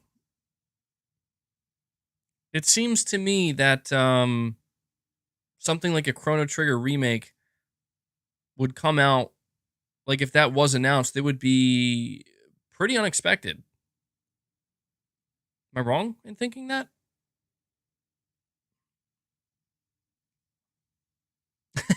Corey's like, it's a dream, dudes. Calm down. Hey, man, let Corey dream. Let the man dream. A man can dream, can he? I feel you, dude. We'll see. I mean, that would be quite a shocking announcement. Wasn't there like a Chrono Trigger game or something? I remember it was a little while ago, but it was like just like a remake or something, and it really left people feeling pretty disappointed. We have to will this into existence. Yeah, dude. I know all about that. I know all about that, Corey. But I appreciate that super chat, man.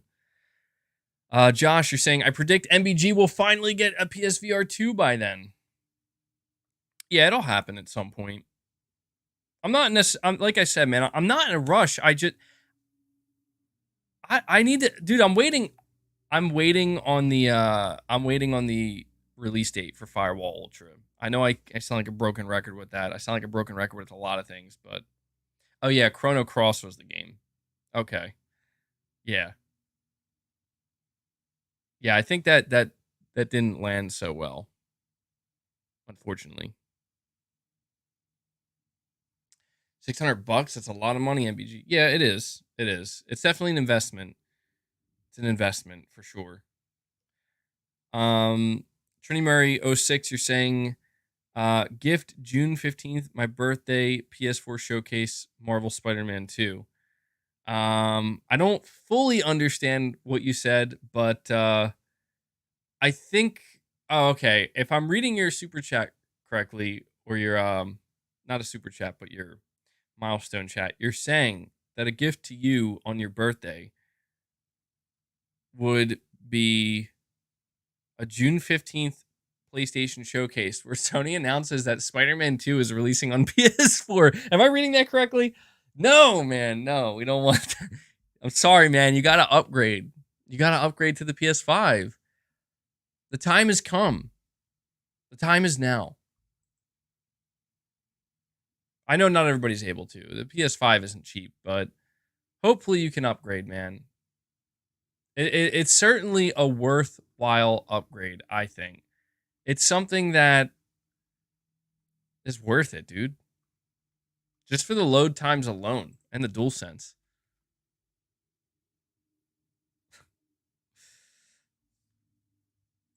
Let me see here. Okay, so here we go.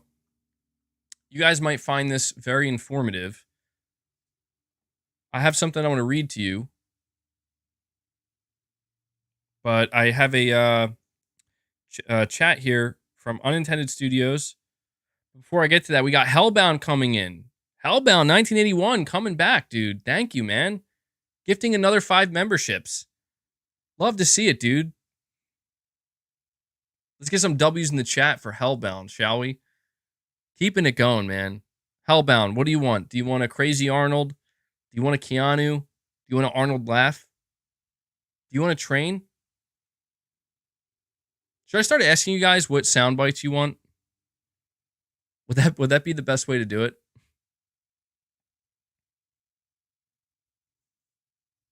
Hellbound says he wants Arnold. Then Arnold you shall receive. Arnold you shall receive. Thank you, man. Thank you guys for the continued support. We're up to 22 members on the day.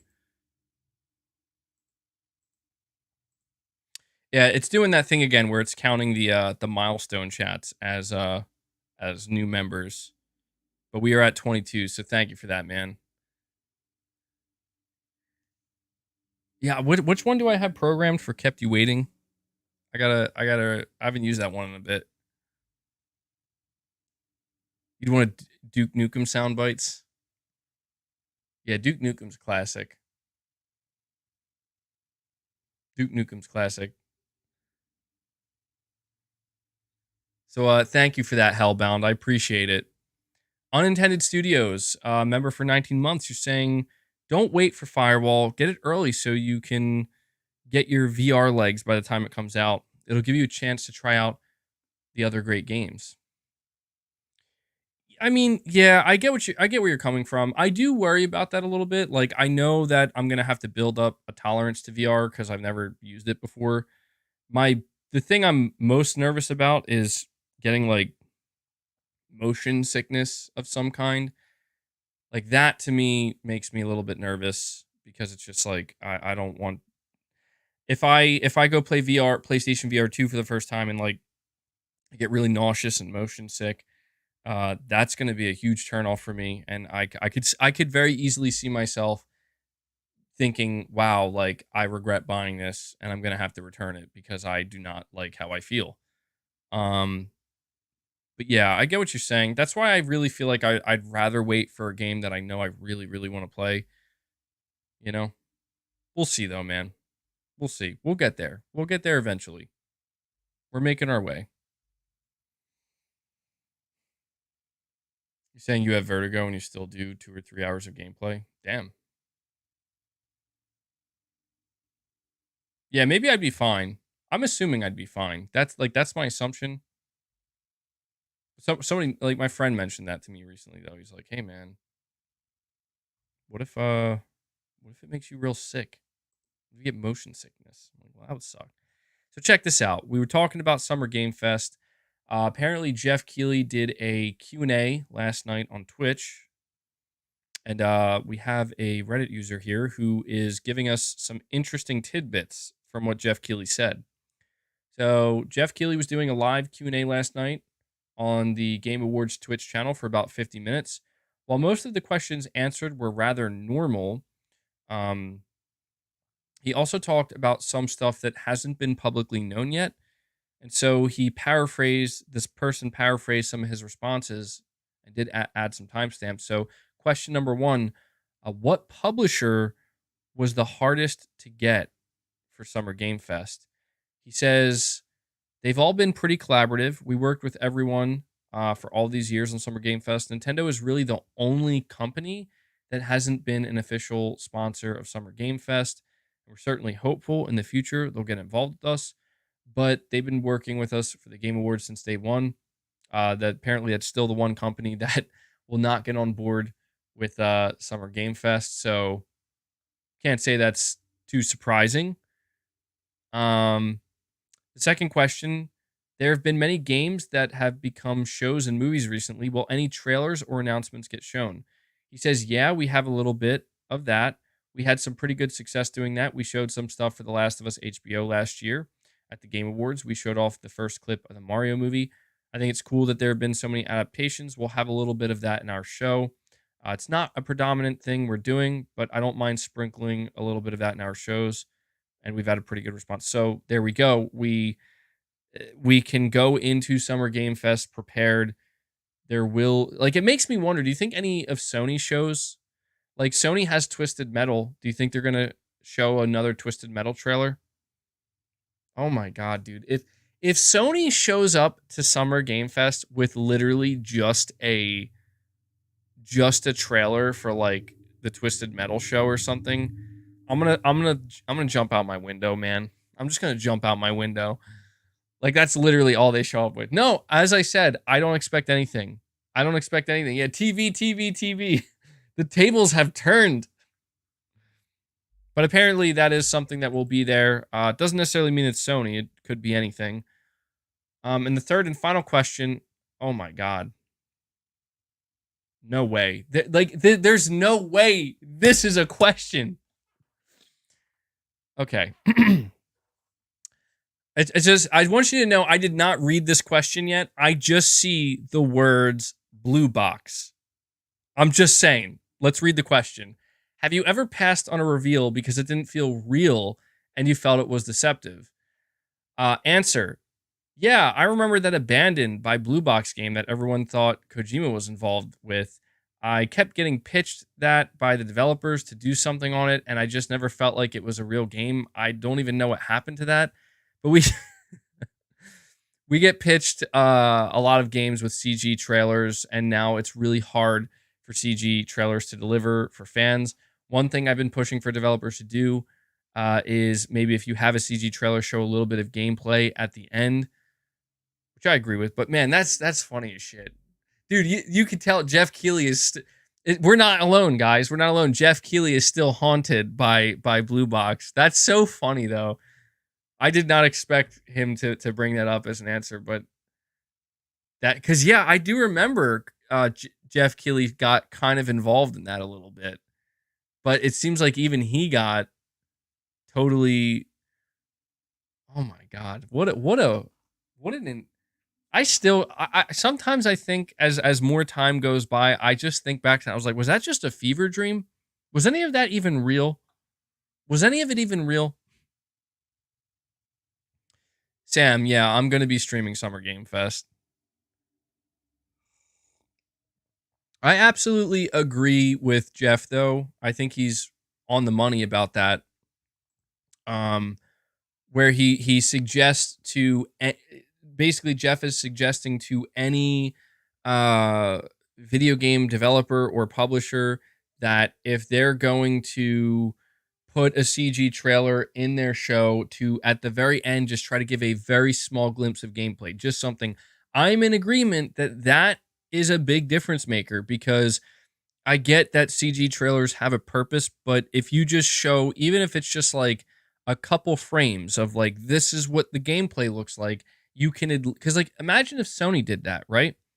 Like, I think about the Fair Game reveal by Haven. It's like, that was a 2.5 minute CG trailer, and I have no idea what the gameplay, like, I get an idea of the concept of the gameplay, but if they just showed like 3 to 5 seconds of just a very short gameplay clip at the end, just show us something, I would feel potentially much differently, because I'd be like, oh, that looks, even though it was only like 5 seconds, that looks good. You know, like it looks like a third person shooter, whatever. I don't know. Um, yeah, but I do not like pure CG trailers. And as the main topic of this specific stream, yeah, it seems to me that it seems to me. Let me ask you guys this, because I'm curious, and I don't mean to sound overly redundant. I do apologize, but it's just a thought that I had, because we just talked about what Jeff Keighley said about CG trailers. Do you think that Sony, like, do you think they're aware? And what I mean by that is, like, do you think that they understand that that a lot of people were not very happy or satisfied with those trailers because that's not what people want to see? Or do you think that they're ignorant to that? Like, do you think Sony just is like, well, we thought it was good. We thought it was fine. Because it, like, I'm starting to get the feeling where it's like, how come it seems like Jeff Keighley is aware with Summer Game Fest that people don't want CGI trailers? How come it seems like Microsoft is aware that people don't want CG trailers? And how come Sony seems to lack that awareness, where it's like, CG trailers? You know what I mean? It just gets me thinking a little bit, because it does seem to me like these video game publishers and developers are wising up and finally beginning to realize that, like, CG doesn't do anything for video games. It just doesn't. People are never going to get excited about CG trailers. People have been burned over and over and over again by CG trailers. And there's really no reason. Like, I'll be honest, I don't even know why developers waste time making CG trailers. Like the only thing I can think that makes sense is they need to get the announcement out there to hire people, to get people to like come to the studio. That I get, but other than that, I really can't think of any reason why a CG trailer would help your game. I feel like a CG trailer, if anything, only serves to potentially hurt your game further.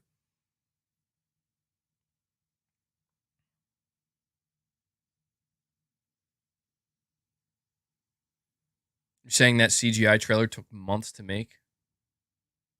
I believe it. Yeah, that's the craziest thing to me as well is the fact that these CG trailers they do take months. Yeah, oof. MBG, is it true that Square Enix is potentially spending around $700 million on Final Fantasy 16 development? God, I hope not. There's no way. There's no way that can be true. That's way too much money. $700 million. No chance. No chance, man. Like that's impossible. I don't know where you heard that from, but that yeah, there's no chance. I mean, games rarely go beyond $200 million, and like the only type of games that justify going beyond like the $200 million mark are like massive games that are guaranteed to make a profit. You know, yeah, and when you talk about these big video game budgets, like 150 million, 180, 200 million, it's worth noting that a huge chunk of that money is going towards the marketing of a game. I see a lot of guys bring up GTA 6. Yeah, well, that's the thing is like GTA 6 is an anomaly. GTA 6 is probably going to have a budget of like, what are they saying, like $1 billion or something? But it doesn't matter because it's going to make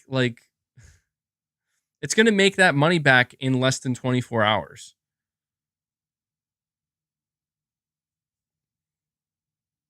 Yeah, GTA, no other game can really pull that off. GTA is kind of an anomaly with that.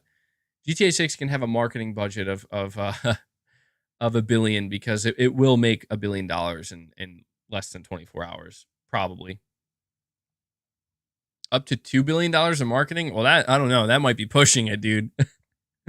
I mean, I know when we're talking about billions of dollars, like, oh, what's the difference between $1 and $2 billion? There's a big difference. There's a big difference, actually.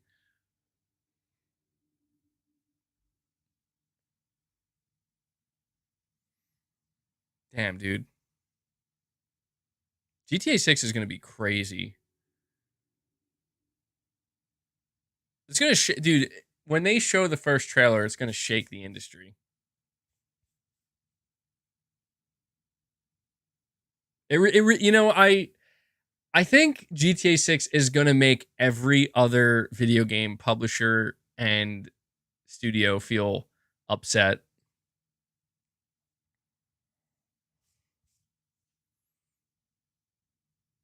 They're going to be just like, well, that's just not fair. That's just not fair. How are they allowed to do that? Like, how can that be? How can it be this way? And I don't know, man. GTA is like an ascended status. You know, I was thinking about GTA 6 and I was thinking about the fact that GTA 6 to me it's one of those games where like I feel like there have been other games in the past that have garnered this type of status where it's like it's a sequel and you know, you think of like Half-Life 3 and stuff, but like it never becomes a real thing. It never becomes a real thing. But that's the thing about GTA 6 is like no, GTA 6 is real and it's coming. And I don't know. It's going to do some crazy things in this industry. It's going to do some crazy things. Saying Halo had the status once. Maybe. Yeah, I mean Halo could have been Halo really could have been one of the top games today, but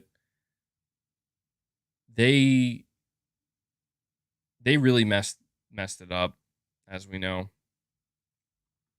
I did see somebody asking like what Xbox games would I like to see at the Xbox showcase. Um you know the number one game that I would like to see, but I'm pretty sure it's not going to show up. I would be very surprised if we actually saw it.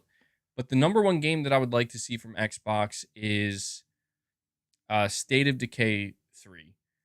We That's a game where we only got a CG trailer for it, and it didn't get me excited because it's a CG trailer, but it was nice to see it announced.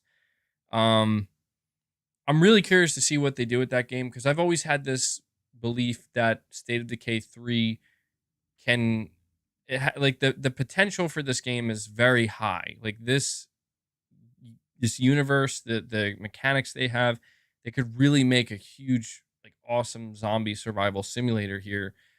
And State of Decay 1 was way better than it had any right to be. State of Decay 2 was more of the same. And the problem with State of Decay 2 is it didn't really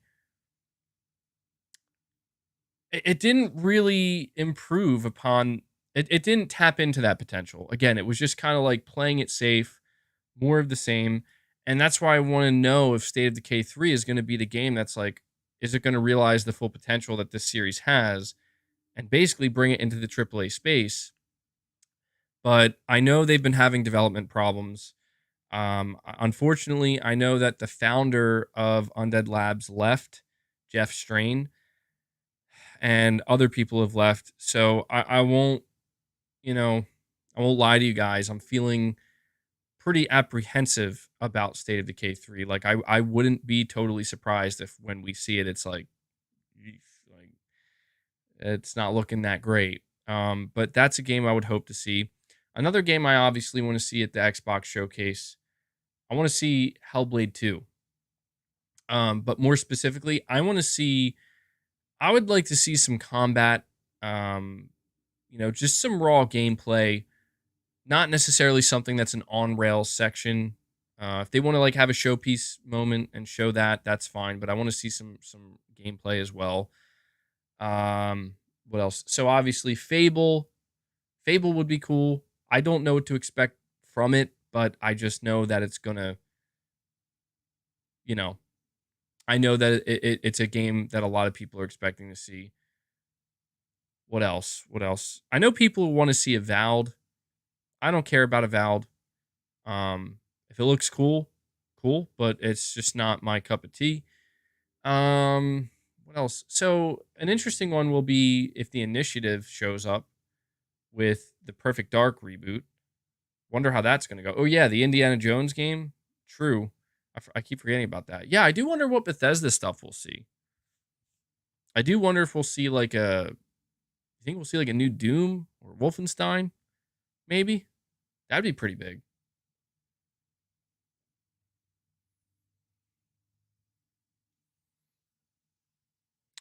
Forza Motorsport. I think it's safe to say Forza Motorsport will show up. You're saying the Indiana Jones game is multi-platform. That would make sense. Because that deal was struck, I think, before. Saying Apple unveiled the Vision Pro.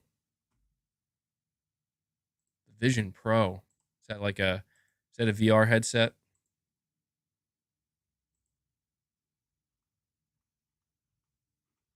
Let me see if I can find it. The Vision Pro.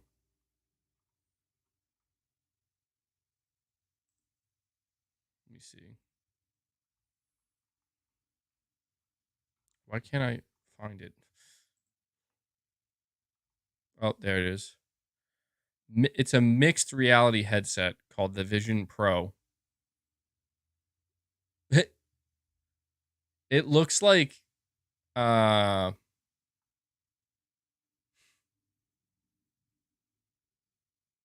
wow. Looks like goggles. Like underwater goggles. That's funny. I don't know, man. Is anybody hyped for that?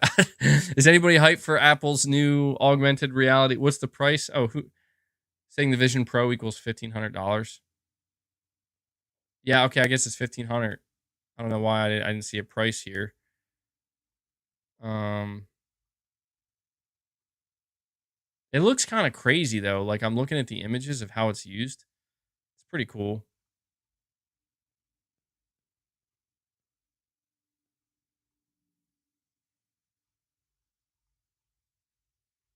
1,500. Yeah, I don't know that I would pay $1,500 for that. I don't know that I would pay $1,500 for that.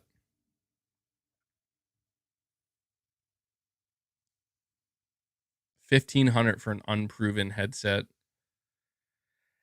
Yeah. I mean it's Apple, so you automatically know it's gonna be pricey. You know that. You know that for a fact.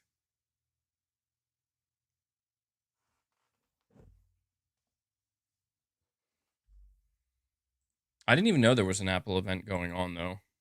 Dude, why why is it that I kid you not, Xbots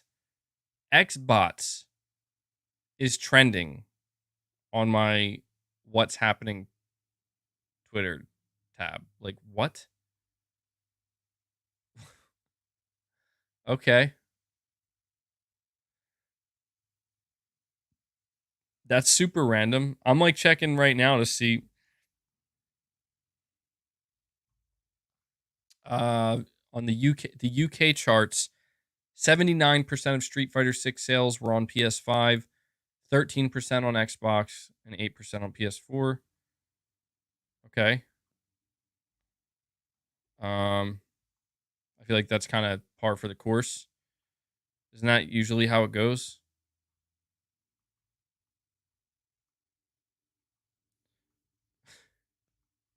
It's just so random. Like, dude, I swear, Twitter tries to get me involved in this shit, even when I'm not trying to. You know,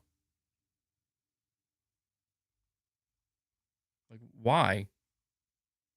Man, what a cesspool though. God damn. Even just scrolling through it, like momentarily, it's like, eek,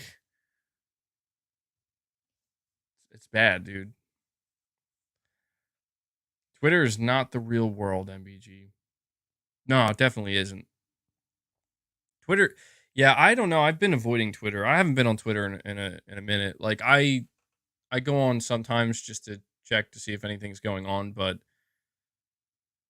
you know, I've been avoiding it. Yeah, I haven't been tweeting anything out. It's yeah, dude.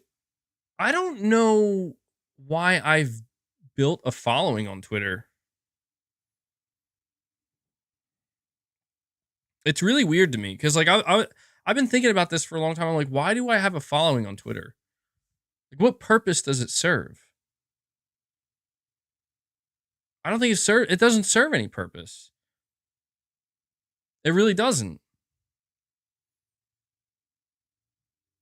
I mean, I guess like the idea is maybe some people who come across my Twitter, they'll look into my YouTube channel and maybe they'll become a new viewer. But yeah, exposure, I guess. It is ultimately pretty pointless though, man, because I mean, it's like, it's just, I don't know. Twitter sucks. Twitter absolutely sucks. I've never enjoyed using it. It's just when there's a lot of stuff going on, I will admit it serves a decent purpose to like you could get a lot of information at one time, but you also get a lot of junk with it as well. You're saying people suck, not Twitter, lol. Yeah, I guess. I guess that's a better way to put it.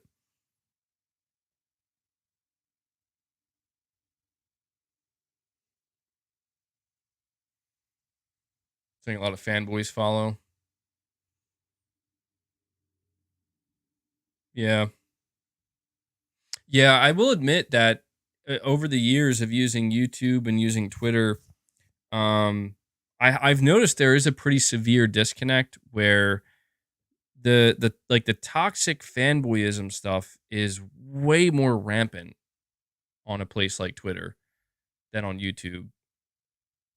Like I just see people saying the craziest shit on Twitter that I'm just like, where are these people coming from? Um, you could see some stuff on YouTube as well for sure, but it's not nearly as bad. Um, that's what I've noticed over the years. Yeah, the whole fanboy stuff, man.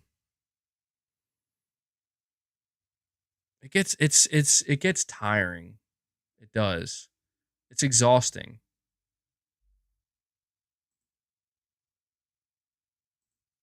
I mean, I've noticed on even on my channel, like there are people that come by on my channel, and I guess it just kind of comes with the territory where I'm more of a PlayStation dude.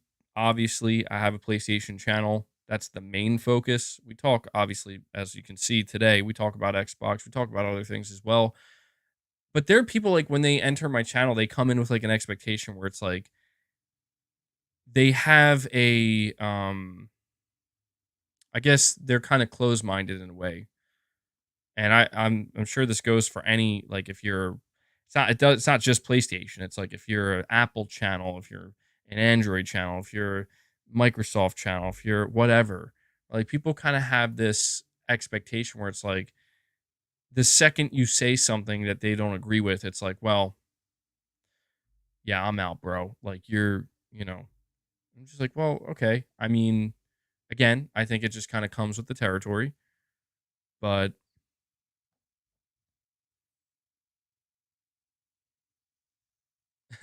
yeah, a lot of people call me a fanboy, and I have fanboy moments. Absolutely, I do. Yeah, I have like toxic fanboy moments, and I get grilled for it, dude. Believe me, I get ripped to shreds all over the place for it, and I do hate it when that happens because I feel like fuck, like I get caught up in the moment, and I just get like I don't know. I just say like dumb things, and I just do dumb things. And sometimes I will admit, sometimes it is incredibly entertaining. It is, you know. But it gets tiring because it's like, well,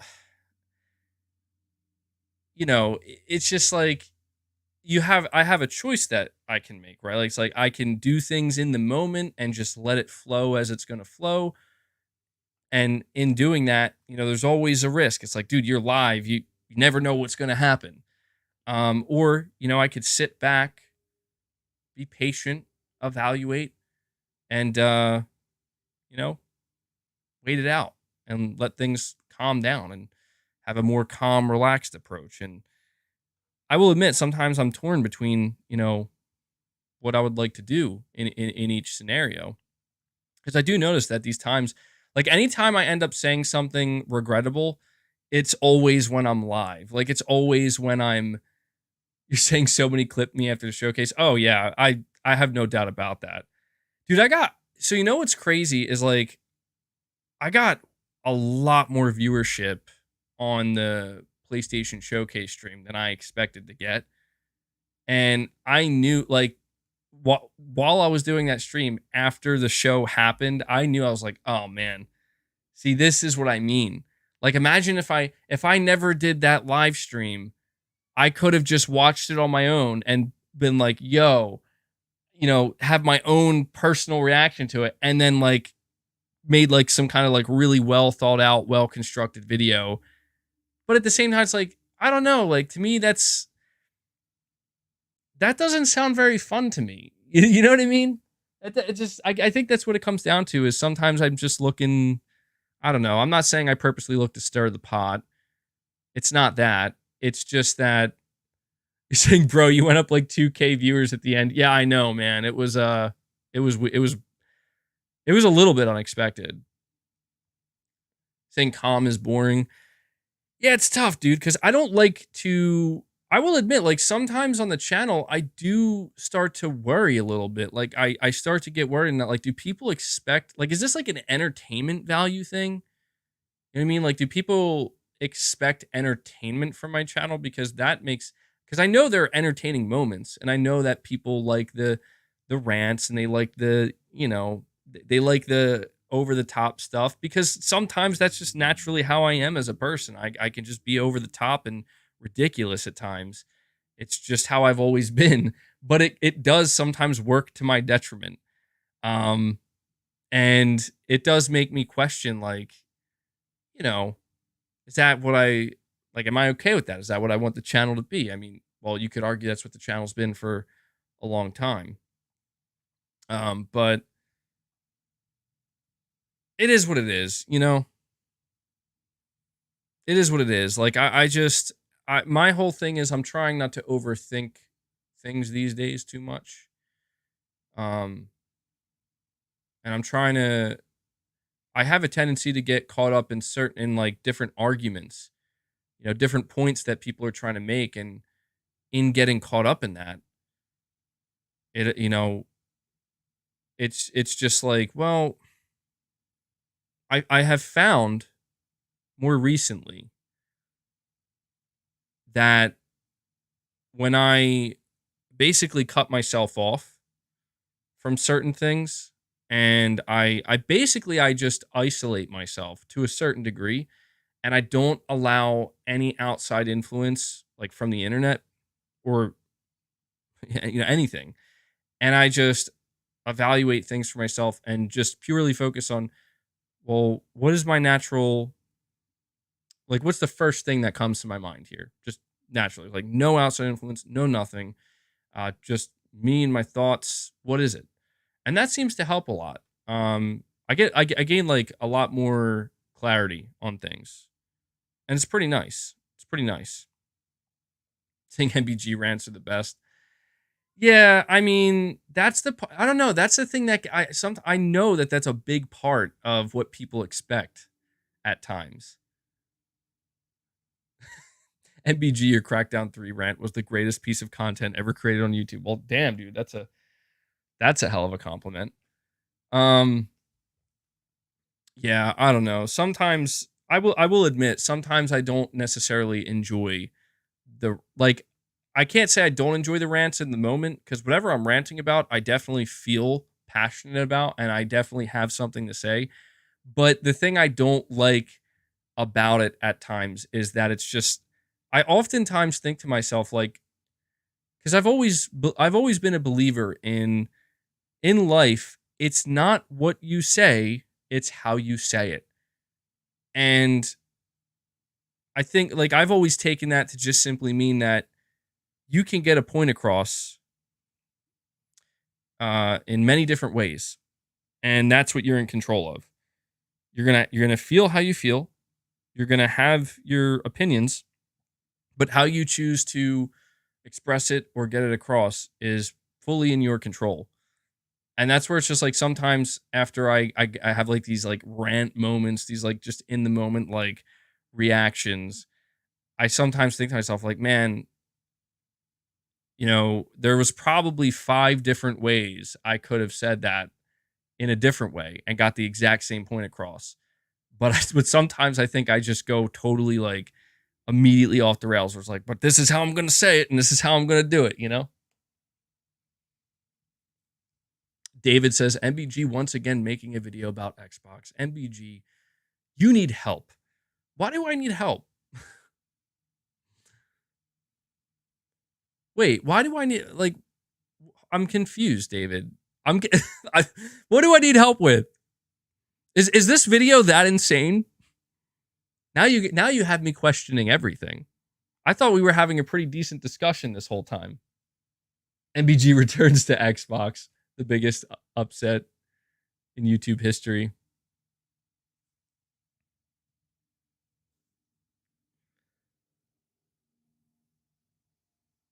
I mean, he's trolling. Yeah, I know. It's just funny. It's because it just sounds funny. Like when I read it, sometimes the way I'm reading it in my head, it's just so random and funny. You need help, man. Well, I will say this. One of the biggest things that I've encountered for a long time, um, is people would say to me, like, they'd be like, why are you still talking about Xbox? And that's why I had that discussion with you guys a couple days ago where I was unsure if I'm gonna stream the Xbox showcase.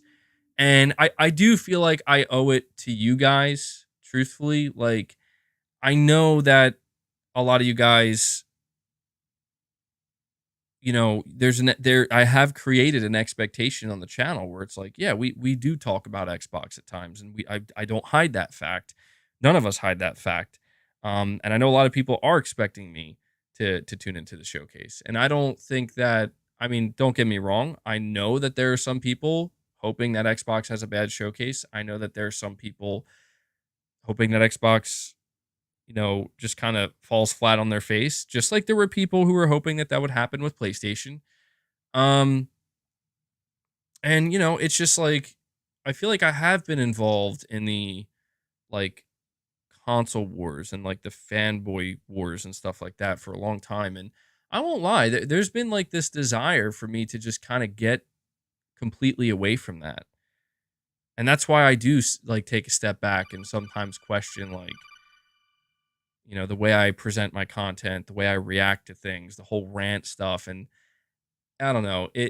I guess it's just a natural part of I do this almost pretty much every day now, right? So it gets me questioning like the realization is that I'm in complete control of how I want to do my content, the things I want to present on my channel, how I want to present myself on the channel. I'm in control of all that. And it's just sometimes I do begin to question like, where is this all leading to? I think it's a natural question to have. I think, you know, you're always just asking the why. You're always just asking the why. And that's where I do wonder to myself, like, if Xbox, like, what will Xbox have to show at this showcase to actually get me to go buy an Xbox? And I've told you guys, like, I'm gonna be paying close attention to this show because I did say a couple of days ago, and I do still stand by this. I basically said that if Xbox can't convince me to go purchase an Xbox console after the showcase, I think it would be, I don't want to say like in my best interest because that just sounds, I mean, it's true, but it won't make sense for me anymore to talk about Xbox because everything I've been saying and everything I've been doing in regards to Xbox, I've always said that it's just because I want them to deliver good games and I want them to get to a better place, and so I can enjoy those good games. I will always have to talk about Xbox in the context of competition. That I think everybody's in agreement with. It's, they're going to come up at times, but that's why I'm just so curious. Like, are we going to see State of Decay 3 here? Is it going to look really good? How amazing is Hellblade 2 going to look?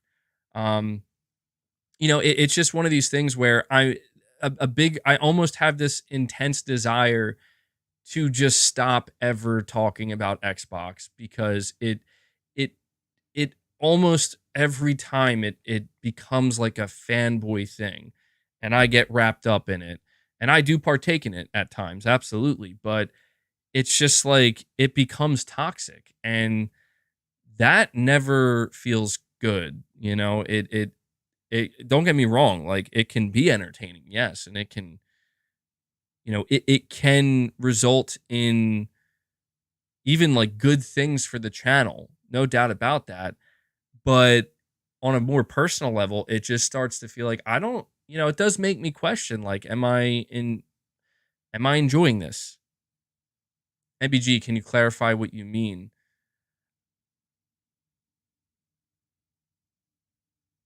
Well, I guess what I mean is it's pretty simple. It's just that I'm I'm not somebody who wants to purposely only be positive about things because that's not normal.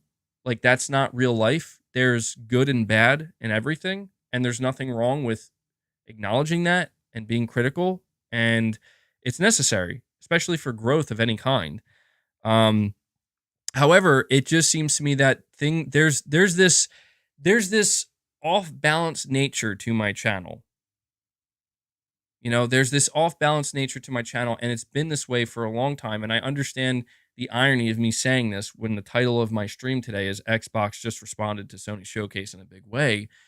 Um, and that off balance nature comes from the fact that I positioned myself as a PlayStation content creator. Why have I done this? I have done this because that's what I play on.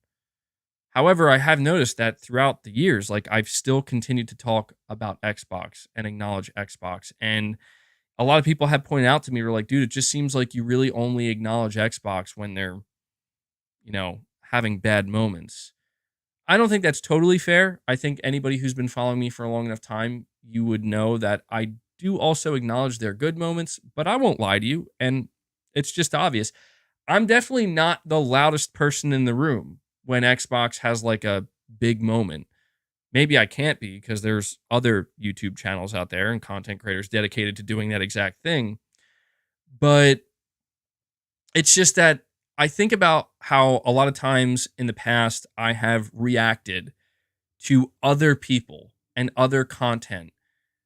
Like, for example, like Xbox content creators or even just like Xbox fans on Twitter or whatever it might be, and how you can very clearly see like they're fighting the fight, I guess you could say. And you're saying please don't try to please people. MBG, your challenge doing it. No, it's not about pleasing people. I want to make that clear because, like, dude, trust me, I'm gonna do what I'm gonna do. That's how I've always been. That's how I always will be. How I am. This is more about just really trying to decide, like, for me, like what I want to do and where, like, which direction I want to go in. Um, and that to me is important because, yeah, man, it's not fun getting caught up in the nonsense. That's what I've noticed. Is it's not a good time. Um, I mean, it can, like I said, it can produce some good results, and there are times where I can laugh and have a good time with certain aspects, but generally speaking, it feels like things have certain things have run their course, if that makes sense.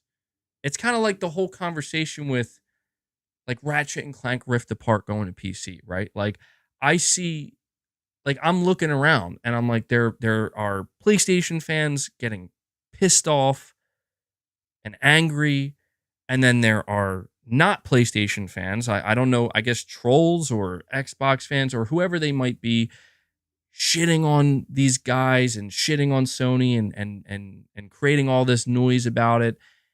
And I'm just over here being like, I get it. Like I can't, like I don't care at all. You know what I mean? Like it's just, like, okay, so Ratchet and Clank's going to PC, but at the same time, that's where I realized. But MBG, don't you remember? Like, don't you remember back in 2020 when you were hyping up Ratchet and Clank and when you were talking about the PS5's SSD and you were talking about like this stuff with like this could only happen on PS5, and you know you this is a PS5 only exclusive, and look at all the, you know what I'm saying? It's like, yeah, I did do that. I did acknowledge that. And so I fully understand like why I may get roped in to those conversations. And that's just where it's like, and I'm like tired of that. That's what I'm tired about, or tired of, where it's just, I'm tired of constantly making what to me seem to be mistakes along the way that ultimately end up biting me in the ass in the future. And, it's like, I could just ignore it. You know what I mean? Like, I could just do what I do, and it's whatever, man. Like, hey, I hyped up the PS5's SSD and said it was the biggest deal ever, and I hyped up Ratchet and Clank Rift Apart and PS5 exclusives, and then it's like, and now it's not now it's releasing on PC, and and then I also talked about, hey, Sony and their single player games, Sony's all about single player, and now they have a showcase where they reveal pretty much all live service games and show Spider-Man. It's just like, it makes me realize that I need to have a more clear lens to look through when not even while I'm looking at this stuff, but while I'm engaged with it in the moment. That's what it comes down to. I need to have a clear lens to see through as I'm engaging with this stuff in the moment, because I have been burned by myself, like, over and over again. And so at some point it just is like, well, why? What is the reason? And it's why when people come to my channel like, dude, you're just a toxic fanboy. It's like, well, am I a toxic fanboy? And it's like, well, yeah. I mean, there absolutely have been many moments on the channel where I've done one thing and then said another. Do I think that's what I am at all times? Absolutely not. But I do understand that a lot of people don't forget. And I get that. Maybe I forget too quickly sometimes with some of this stuff.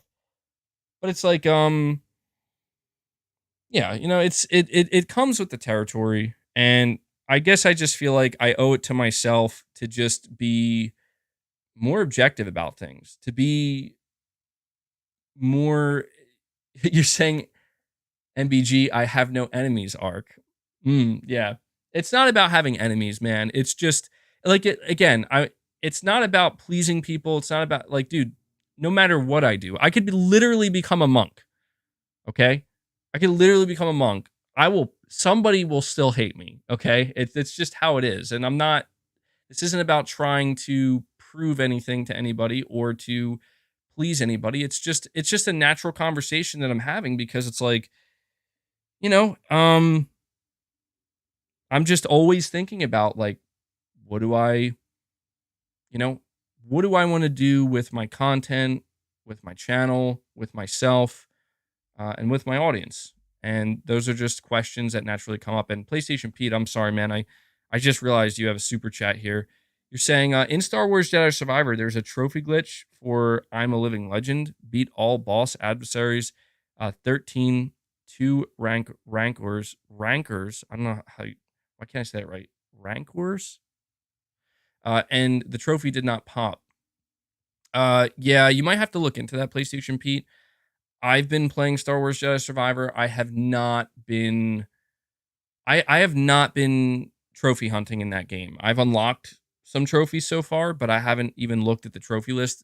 I think Jedi Survivor for me is just a game I'm just going to play and enjoy it for what it is. I don't know. I don't know that I'm gonna trophy hunt that game, but yeah, you might want to look into that, man. Glitch trophies are very annoying, because, like, when you are trying to platinum a game, there's nothing worse than running into a glitch trophy. So I'm not sure if that's like a common thing. I know you could go to like PSN trophies. I know that there's a couple websites that track this type of stuff, and they'll let you know. And they'll give you like workarounds. So you might want to give it a Google search, PlayStation Pete. Lost Soul, you're saying, I think MBG wants to go back to Xbox. Actually, no. That's the irony. Like, that's what's weird to me is like, I see people and they're like, oh man, MBG's gonna flip flop. Like, guys, I don't, like, that's weird to me. Well, you know what? It's a little weird to me at this moment in time. I understand, like, why that is brought up the way it is, because it's like, but dude, you did that with Xbox, and yes, that is a fact. I went from Xbox to PlayStation, and I made a big deal about it. But that's the thing, is like, this isn't that situation. The reason why that happened was, as I've talked about many times, because I was genuinely, like, not having a good time playing on Xbox and supporting Xbox. And a lot of people told me, you will have a good time if you go to PlayStation, because they're delivering exactly what it is you're seeking and asking for. And that's true. And that hasn't changed. Like, that's the thing. Like, this is why I get so bummed out a lot of times, not a lot of times, but recently, when like yesterday's a good example where it's like, I'm basically talking about how, yeah, I thought PlayStation Showcase was not good and it left me not happy. However, I'm still looking forward to the rest of the year for PlayStation and things are still looking pretty good. And then when I see like just a ton of, not a ton, but a good amount of responses basically being like, oh, here we go, man. Now you're just doing your fanboy damage controlling, yada, yada, yada. And it's like, I don't know what to tell you. You know, like I'm being as genuine and honest as I can. And that's where it's like the only logical thing I can think in my head, like, where does that come from? And I could be wrong about this, but it's like I'm pretty sure this is coming from a very small vocal minority group of people that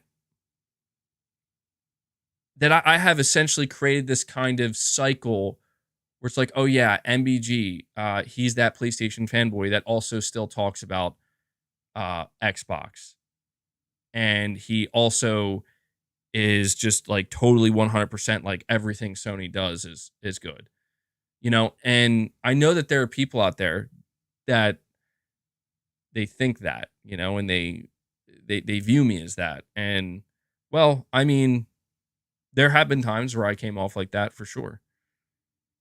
But you're saying William G coming in saying, "What's going on? MBG is going back to Xbox now." Guys, I can assure you, because again, it's just funny to me. If I end, dude, I have literally zero desire right now to buy an Xbox. And that is not because, like, I'm not saying that to anybody here to make you feel better, because I don't fucking care. Like, just being honest. Like, if I want to buy an Xbox, I'm going to fucking buy an Xbox and I'm going to play on it. And that's just how it's going to be. However, I don't have any desire right now to buy an Xbox. There's nothing there that tells me, "Hey man, you want to play this?" Like, no. Actually, I don't. I don't care. That's why I'm saying, it's dude, Ghetto God says MBG acts like Sony died because of the showcase. Ghetto God, bro, where are you getting that from? Like, I mean, really, where are you getting that from? Like, I haven't said anything this entire stream or any prior stream that even alludes to that notion even a little bit.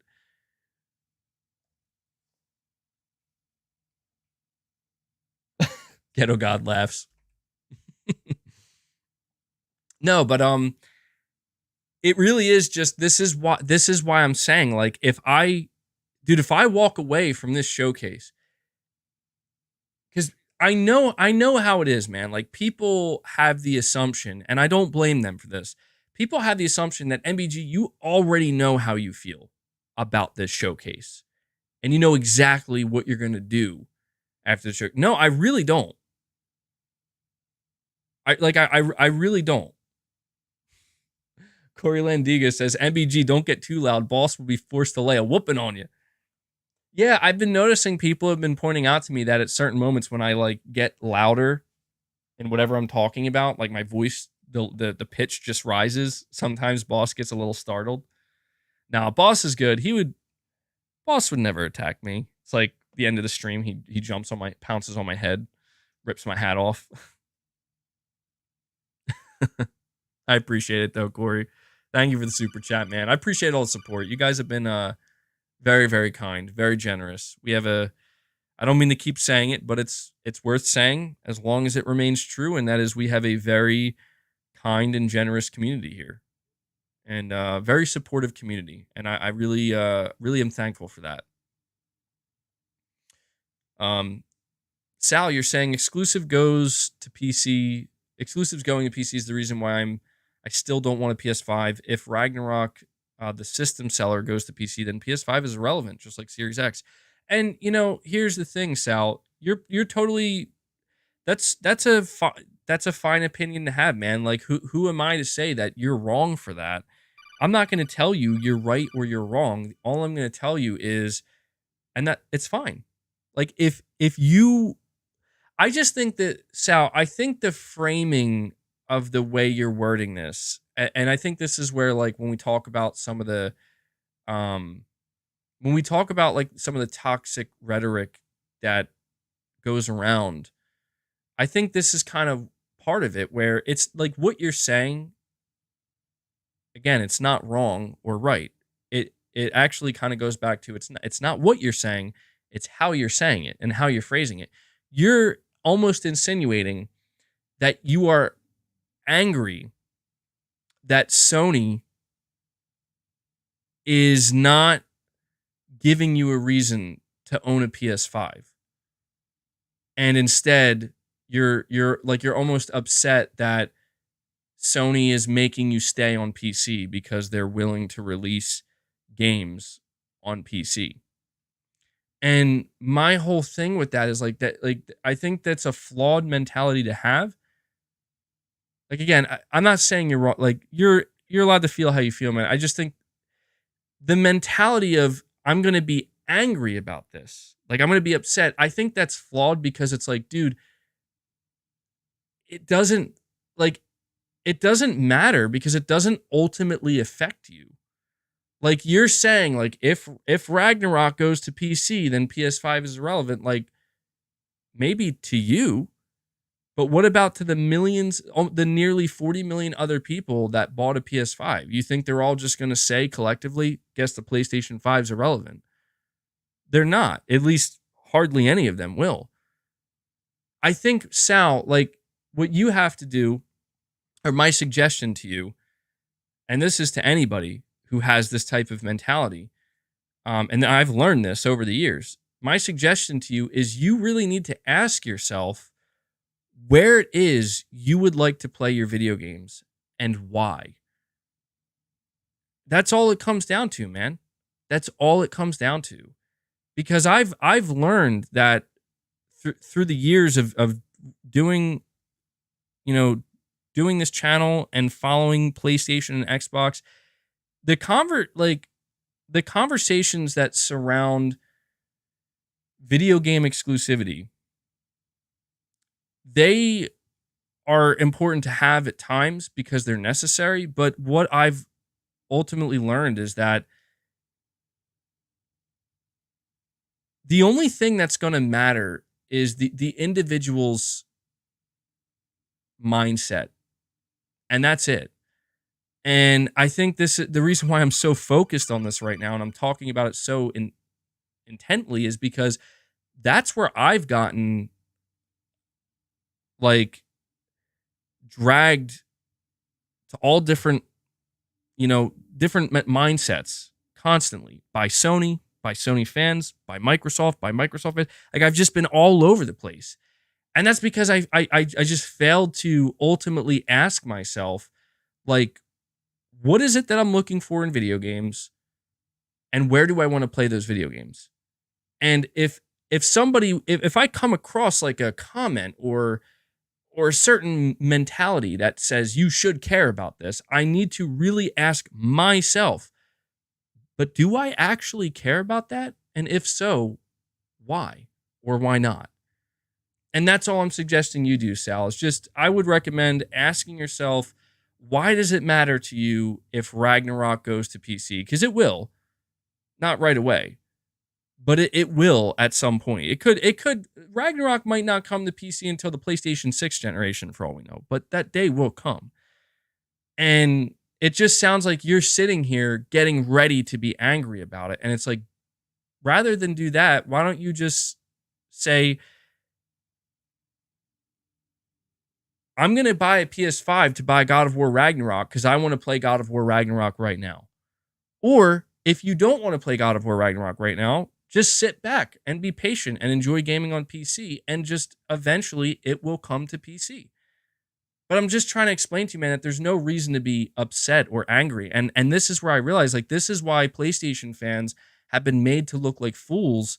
Not all fans, but at times we've been made to look like fools because you start to realize that this just doesn't add up or make sense. It just doesn't, dude. If your sole reason for buying a console is to play a game that's locked onto that console, then that's the only reason you need. Yeah, I'm here because I want to play this game and I can only play it here. But to get angry, and this is where I realize, like, my whole comments about like gatekeeping and stuff, like I said, there are certain upsides to it where it's like not gatekeeping, but exclusivity. It's like, well, they only have to worry about, you know, optimizing for a single platform. And I've talked about that, but ultimately it's like it does seem quite foolish to get upset at the idea of, so this game isn't just available on this one thing now. It's just, what are you going to do? No, it's not. Bruiser14, you're saying, what are your thoughts about X Defiant in regards to that? There's currently a massive boycott from COD due to them shutting down old servers and lookalikes. Well, X Defiant looks like it could potentially be pretty fun. I haven't played it yet myself, but it seems like Ubisoft might have something good on their hands here. You just have to hope that Ubisoft is smart enough to treat it with care and take it slow and capitalize. Because, yeah, I have noticed that a large portion of the Call of Duty community is not happy these days. So this could be the perfect time for Ubisoft to come in, you know, and do something about it. So I'm looking forward to trying out X Defiant at some point. I just don't know. I don't even know when it's supposed to come out. Actually, you're saying when games come to PC and other platforms, it does in a way dilute what makes an ecosystem special, in my opinion. Yeah, like that to me, that's not a crazy statement. Actually, like to me, you sound pretty rational and reasonable. Like you're not losing your shit. You're not saying like, I can't effing believe this. You it's just like I guess I'm saying I can understand why somebody might feel that way, where it's like, well, when I bought this console, I was under the impression that there were going to be like things here that, were kind of here just for people who bought this console. And that's like a reason I bought it. And then when they aren't and they go elsewhere, I understand why it might feel like, oh, well, it feels like maybe this console has lost a little bit of its luster if that was a reason why you purchased it. But I think generally speaking, you're saying, imagine if Nintendo put games on PlayStation. Yeah, that'd be quite wild. And that's the thing though, is that PlayStation isn't Nintendo. You know what I mean? They're just not. They're not even they're not anything alike at this point. And it's just when you look at the way PlayStation handles their console now, they're not hiding the fact that we only want to leverage exclusivity for as long as it can benefit us and console sales. And then as soon as it's not beneficial, yeah, then we'll move this game over to PC and rake in more money. And that's why I just feel like, well, if you attach yourself to like a console and the games on that console, and you basically adopt the mentality that I think this console's special because it only offers me games that I can only get here. Unless you're on Nintendo, that mentality is going to burn you over and over again. Do you see what I'm saying? So that's why I'm just saying I don't think it's a wise mentality to have, because it like you're just gonna, if that's really how you feel about it, it's just gonna only serve to burn you. It's not gonna help you. And I guess that's where when I realized that, so this is okay, this is the way PlayStation's doing things. I then begin to ask myself, like, okay, well, well, what does that matter to me? Like, how much does that matter to me? Do I suddenly feel like I don't want to use my PlayStation 5 now? Well, no. Do I suddenly feel like I want to go to PC gaming now? Well, no. Okay, well then what's going on here? I think the only thing that I ended up actually getting frustrated about is that I chose to kind of believe Sony when they would market their stuff. I think that's what frustrated me more than anything is I would believe that like, oh man, they said this game is a PS5 exclusive. PS only on PS5. It's like, no, for now. It's like, oh, okay, well, at least now I know. You know what I'm saying? But I think the fanboy mentality, I'll be frank with you guys. I think the fanboy mentality just has to die. It does. It really has to die. Um it is something that like I can understand where it comes from. I can understand like why it's even a thing, but I think it's necessary for it to just die and go away simply for the fact that the more people get wrapped up in these specific conversations regarding, stuff that would be labeled like fanboy rhetoric, the more it just takes away from like what actually matters. And that to me is why you're saying the fanboy mentality keeps things fun. I mean, I get it. Like the thing about the fanboy mentality is it naturally creates friction is what it does.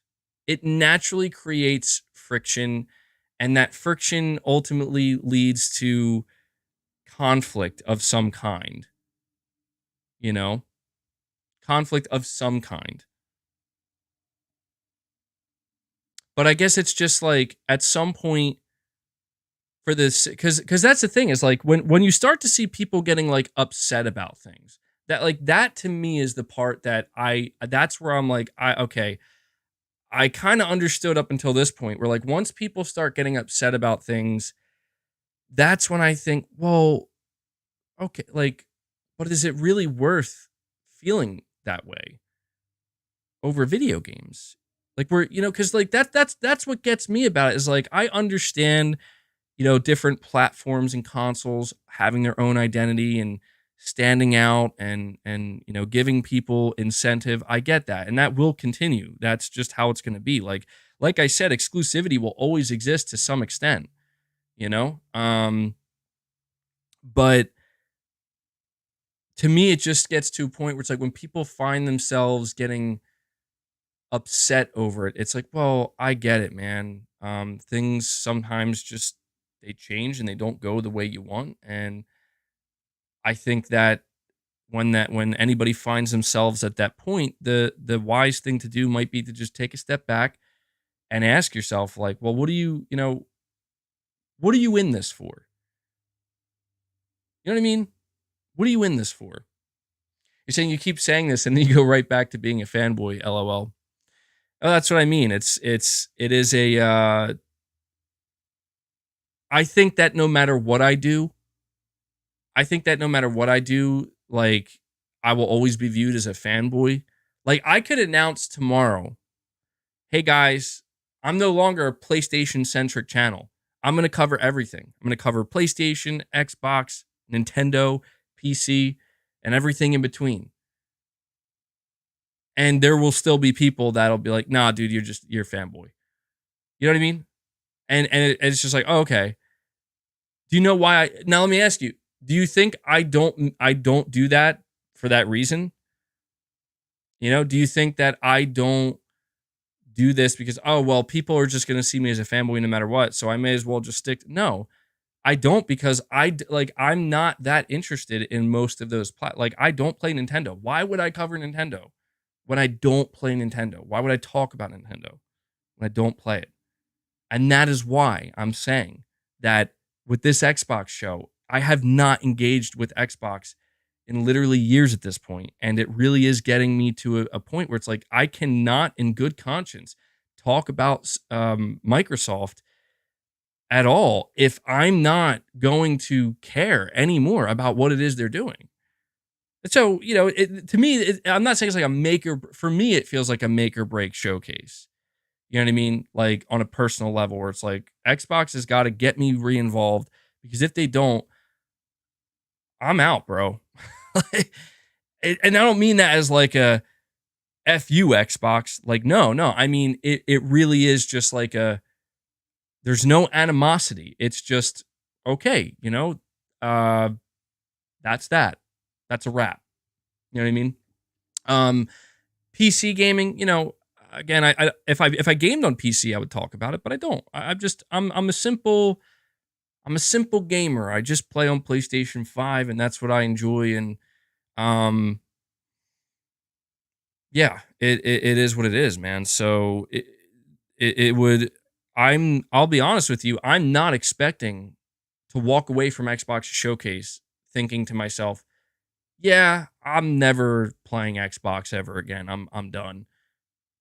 The reason why I say that is because they like that show would have to be real bad to get me to feel that way. Um, and I say that because I know for a fact Xbox has some what seem to be pretty decent games in development, or they look like they're going to be decent. So it's unlikely that's what's going to happen. But I'm just trying to be real with myself here, where it's like, dude, are you really like if you walk away from that show and you have nothing but negative things to say, meanwhile everybody else is like, that was great. What are you going to do? What are you going to do? And that's where it's like, well, I just gotta be real here and say, I think it's just time for me to move on. That's that for everybody's. I think that'd be better for everybody. Saying if Xbox has good games, why not? Well, that's the whole thing. That's been my whole argument this whole time is I I want Xbox to deliver what I believe to be good games that I'm interested in playing. So here comes another showcase. We've been waiting. We've been waiting. We'll see if they do it. I've been waiting. I thought it was going to be last year. I thought it was going to be the year before that and the year before that. And every year that's went by and I've tuned into their showcases, I've never once walked away being like, yo, I got to get an Xbox now. The closest thing that got me feeling like I got to go get an Xbox now is when I saw Kojima is making an Xbox game. And that still might be the thing that does it. Um, so yeah, talking about this whole the whole situation, all of it encapsulated. I've been doing this for a while, and there's just a couple conclusions at this point that I've come to. The one I just talked to you about regarding Xbox and their showcase and whether or not I'm going to actually be interested. That's one of it, or that's one part of it. The other part of it is simply that I am like at a point with the whole fanboy console war rhetoric nonsense that uh I feel like I'm really beginning to disengage with that and I'm beginning to kind of float and drift away from it. And I have to admit, it feels pretty damn good. And I feel like, most importantly, in doing that, I'm able to see things a little bit, or even a lot more clearly now. And it's nice, it's different, and it's much more pleasant. So MBG turning over a new leaf. Hopefully, like that's the thing, man. It's true. I have had conversations like this, not exactly like this, but certain similar conversations in the past. And people always say, "Oh, dude, you end up going back to the same way you are," and that's where it's just like, well, hey, I'm not sitting here saying like I'm gonna be a completely different person. No, it's not that. It's just about how you go through life and certain things. Over time, you just begin to view things a little bit differently. MBG's been smoking the peace pipe. I would like to say it's something dramatic like that. It's really, you know what it is, and I'm not kidding. I have just disconnected, dude. That's what it is. That's all I've done. Like I have not done anything dramatic other than streaming here and talking to you guys and looking at certain gaming news websites and stuff and just trying to be in the loop of what's going on with gaming news. um I have disconnected. I have not been engaged with like anything on YouTube, Twitter, anywhere else on the internet, maybe a little bit of Reddit here and there, but even Reddit I've almost completely dropped. Like, I don't actually go into Reddit threads. I just read the headlines. And I've noticed, like, this has been wonderful. It's been helping me a lot because it's making me realize, like, holy shit, the amount of noise that has been existing in my brain for years. It makes me realize, like, so this is what it's like to just not have that noise and to just listen to my own thoughts. You know what I mean? So, yeah, saying Reddit is cancer. It seems like any social media platform has its downside, that's for sure. But yeah, that's the thing basically. Like, I'm just trying to keep it very simple, and the simplest, and this is, I think this will be a good place to end the stream. The simplest way I can break this down is, I always think back, why did I even start this in the first place? Why did I even start playing video games in the first place? Why did I start a YouTube channel and started talking about video games in the first place? It all comes back to one thing. I want to play games that I enjoy, that look good to me. And I won't lie to you. I don't need to lie to you because you've witnessed it over the years. I'm not one of these gamers where I play everything. I try to play everything that comes out and I try to get a sample of everything out there. That's not me at all. And I have no problem admitting that. I know that some people are like that. That's not me. I'm very specific in what I look for, and I'm very hesitant usually to try stuff that I'm not completely sold on. That's the way I have always been. It's the way I am, and I'm okay with myself being that way. And I say this because I think sometimes people believe that I go out of my way to downplay certain games or ignore certain games while simultaneously, boosting others. And I've always made it clear that I am well aware I am a PlayStation channel first and foremost. Yes, I'm going to shine a spotlight on my channel here on PlayStation games before other games, because that's literally what people come to the channel expecting. But with that being said, I've never been opposed to acknowledging other great games that catch my attention. And I won't lie, there have been times where I would have liked to talk about certain games more on the channel, but because of the nature of my channel, I realized that there's probably going to be very little interest because that's not why people come to the channel. However, as you can see, the format and the content on the channel has changed, and who knows, maybe MBG himself has changed. It's hard to say, but that's really all it's going to boil down to, guys. Yes, I play on PlayStation. That's what my channel's based around. That's what I'm engaged with. We have an Xbox showcase coming up. I'm going to give it a chance. I'm going to go into it with an open mind, and I'm going to hope that I walk out saying, you know what? I got to get myself an Xbox Series X. And that's that. And it's just, I'm just looking to keep things simple, engaging, interesting, but simple. Hopefully. We'll see how that works out. But in conclusion, for today's stream, Xbox just responded to Sony Showcase in a big way. They absolutely did. Ish says disliked. It's all good, man. But yes, Xbox did respond to Sony Showcase in a big way, in my opinion. As we talked about, just a quick recap to end the show today.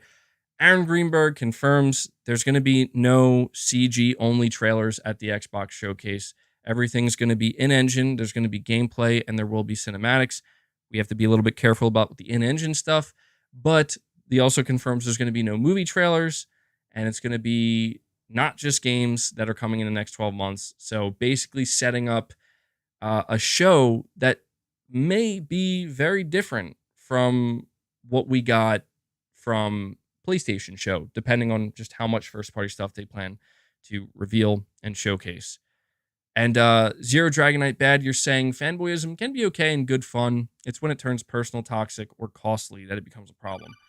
Yeah, and I've always acknowledged that, like I think just having a little bit of fun and just messing around a little bit and getting a couple laughs, where everybody's like in agreement that it's just, it's just some silly whatever nonsense. Yeah, I agree that it could be pretty harmless, but what I've noticed on the internet, man, is dude, people, I don't know, man, people get real serious out here. They get real serious and they are looking to fucking not believe me when I tell you, like, they are not looking to just have a little bit of fun.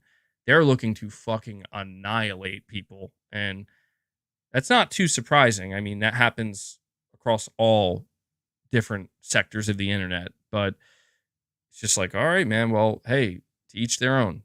To each their own. And Zero Dragonite Bad with the oh wow, they have a salt shaker. Nice. See, this is what I'm saying with the super stickers. There's always new super stickers that I've never discovered. They have a salt shaker as a super sticker. You gotta love it. All right, guys. With that being said, though, that is pretty much gonna do it for this stream. My goal now is to hopefully get a video out later today. Hopefully. So look out for that. I, before going, want to once again give a big thank you to everybody for your continued support. I want to thank you for gifting memberships. We hit 23 new members today, which is awesome to see. So that, the continued support means a lot to me. We've got quite a few super chats. Thank you guys for that support. Thank you guys for, keeping the conversation interesting and taking it into some different directions. I appreciate that. And just a shout out and a thank you to everybody who just views the content, hangs out with me, supports what I do, and hits that like button. It all helps a lot. So appreciate all you guys do for me and all you guys do for the content. As I always say, it's a privilege to be able to do this, and I simply couldn't do it if it wasn't for you guys and the consistent support. So thank you guys very much for that. And with that being said, yeah, but so my goal is to get a video out today. I know people have been asking me to make videos, and I'm gonna get working on that.